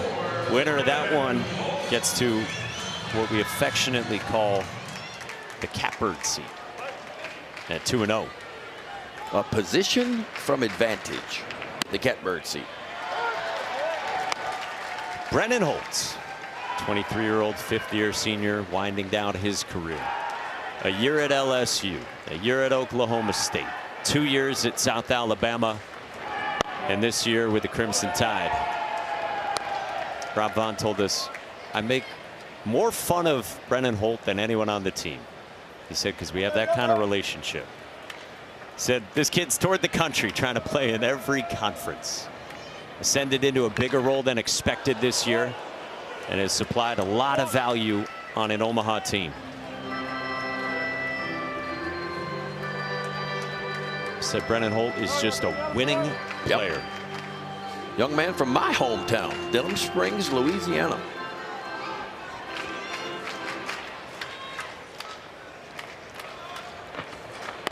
A strikeout to start, and there's one away. I see why the numbers are so good for Walker on the mound, especially against lefties. Drops down that angle right there, real tough to pick up. We always talk about pitching, and the trick in today's pitching is what makes you different. And different could mean a lot of different things. It could mean arm angle, it could be spin rates, it could be velocity, it could be command, it could be a lot of things. And that's just going to be the one batter for Jim Schlossnagle. Cody Howard will get a chance, senior right-hander in Omaha, when we come back.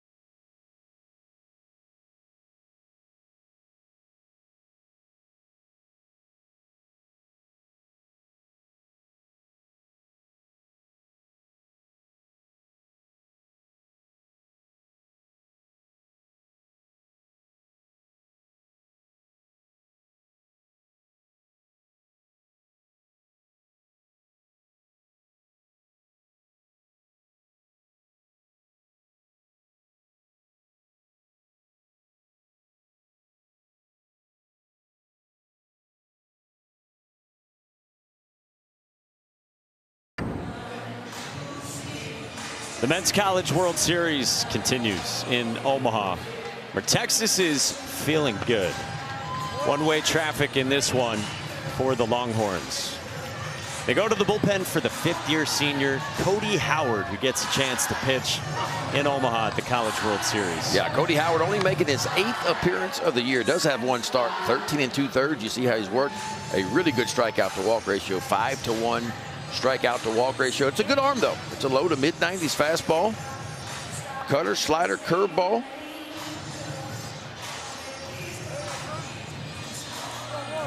He'll come on here and get a pinch hitter. Will Plattner will bat. Fourth-year player, listed as a redshirt junior. Started his career at Ole Miss, and he gets a nice hand from the Alabama fans. A kid who has started 20 games this year, has endured some tough moments with the bat, but one of the leaders on this team. I think that's the one thing you always think about when college careers come to a close and just seasons come to a close. For so many, we're excited about who's moving on to the next level, and for many others, this is the end of a life playing this sport. Tag applied by Larson on Plattner. 2 down. It's a nice play there by Larson, coming off the bag and being able to read the pick at second was really darn good. The arm strength as well, and then Larson being able to come off the bag and make the tag.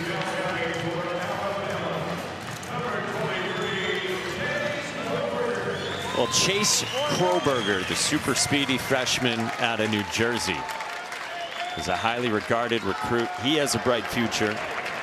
He gets an at-bat here in Omaha. Future's bright for Alabama. 3 years so far for Rob Vaughn. He's done a great job. Yeah, how about back-to-back 40-plus win seasons for Alabama? And we talked about earlier, that's the first time they've done that since way back in 2005 and 2006. Rob Vaughn has this program moving in the right direction for sure.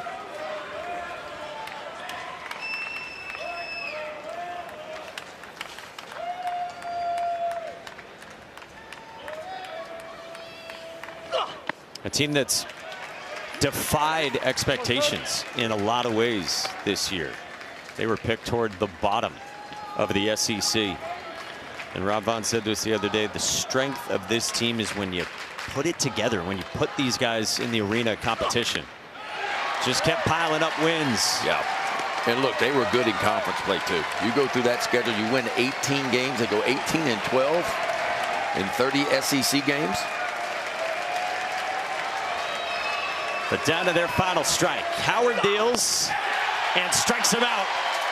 Texas wins it in dominant fashion, and the Longhorns continue their stay in Omaha. They did it early. They did it with offense. And the top guys in the order set the tone, scored 3 in the first, 4 in the second. And before Alabama knew it, Texas was holding on. Well, Eddie, if I remember correctly, you said the middle part of this Texas lineup had to get it done today, and boy, did they get it done. You talk about Pack, Mendoza, and Rodriguez. Listen to these numbers. 3, 4, and 5. 11 for 14 combined today. 2 home runs and 13 RBIs out of your 3, 4, and 5. That's what I call getting it done. Said it right off the top, and it played out that way for Texas. They get the cycle from Adrian Rodriguez, and they stay around until tomorrow night. 8 Eastern tomorrow on ESPN against whoever loses tonight. See the right side of your screen between Oklahoma and Georgia. That is still to come at 7 Eastern tonight on ESPN. So we're down to 6. And Adrian Rodriguez, guys, was special. Only the 3rd cycle ever here. Yeah, I tell you what, he shined today, and that was the first at bat. Just rips a breaking ball right down the right field line. That was the double. And then he comes up his next time up, called a single with an RBI at first, or error, I should say, but it ends up being turned into a 2 RBI triple. And there's another base hit to the backside of the field. That was the single. And then finally he gets a ball in the heart of the plate, a little breaking ball, just buries it out towards right center field. That was his 5th long ball of the year. You talk about a monster day. 5 for 5, a homer, and 7 driven in for A-Rod. A-Rod with Taylor. Thank you. You hit for the cycle today. Are you aware of that? I was after, like, it was probably the 7th inning when Ruger came over and he said they took the error off the scoreboard, and I was kind of surprised about it. And I just, just kind of have, we're still playing, so I got to keep be locked in for my last at bat when I hit that double. So it was just kind of a surreal moment. Why were you surprised? I mean, I saw there's an error up on the board after I hit that, after I got to third base when they called that one a triple. So I was still kind of just, I'm just keep playing, 5 for 5, so a monster day for you. How much does Troy Tulowitzki impact what you do up there when he's giving you the scouting reports in game?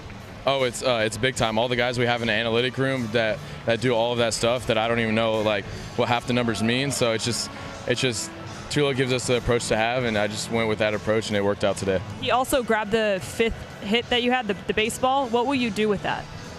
Probably give it to my little brother. He's here today. He loves watching me play, so I'm glad he's here, and I'm just going to give it to him today. What's his name? His name's Lucas. He's up in there, stands with my family right now. Awesome. Thank you. Shout out Lucas, Mike. Love it. Lucas is getting a souvenir that is historic from the Men's College World Series. I love the fact that he also gave love to the analytic team, right? And then it's Tulo, the one that then interprets it and gives it like the credibility of saying, okay, let's use this information for the guys, and boy, did they use it early and often. All about the messaging. And Adrian Rodriguez makes history as Texas stomps Alabama 14-2. Final score in this one. Coming up next, pardon the interruption, and stay tuned for Georgia and Oklahoma tonight. It's at 7 Eastern right here on ESPN. For Taylor McGregor, Eduardo Perez, Ben McDonald, and our entire excellent crew, I'm Mike Monaco saying thanks for joining us from Omaha.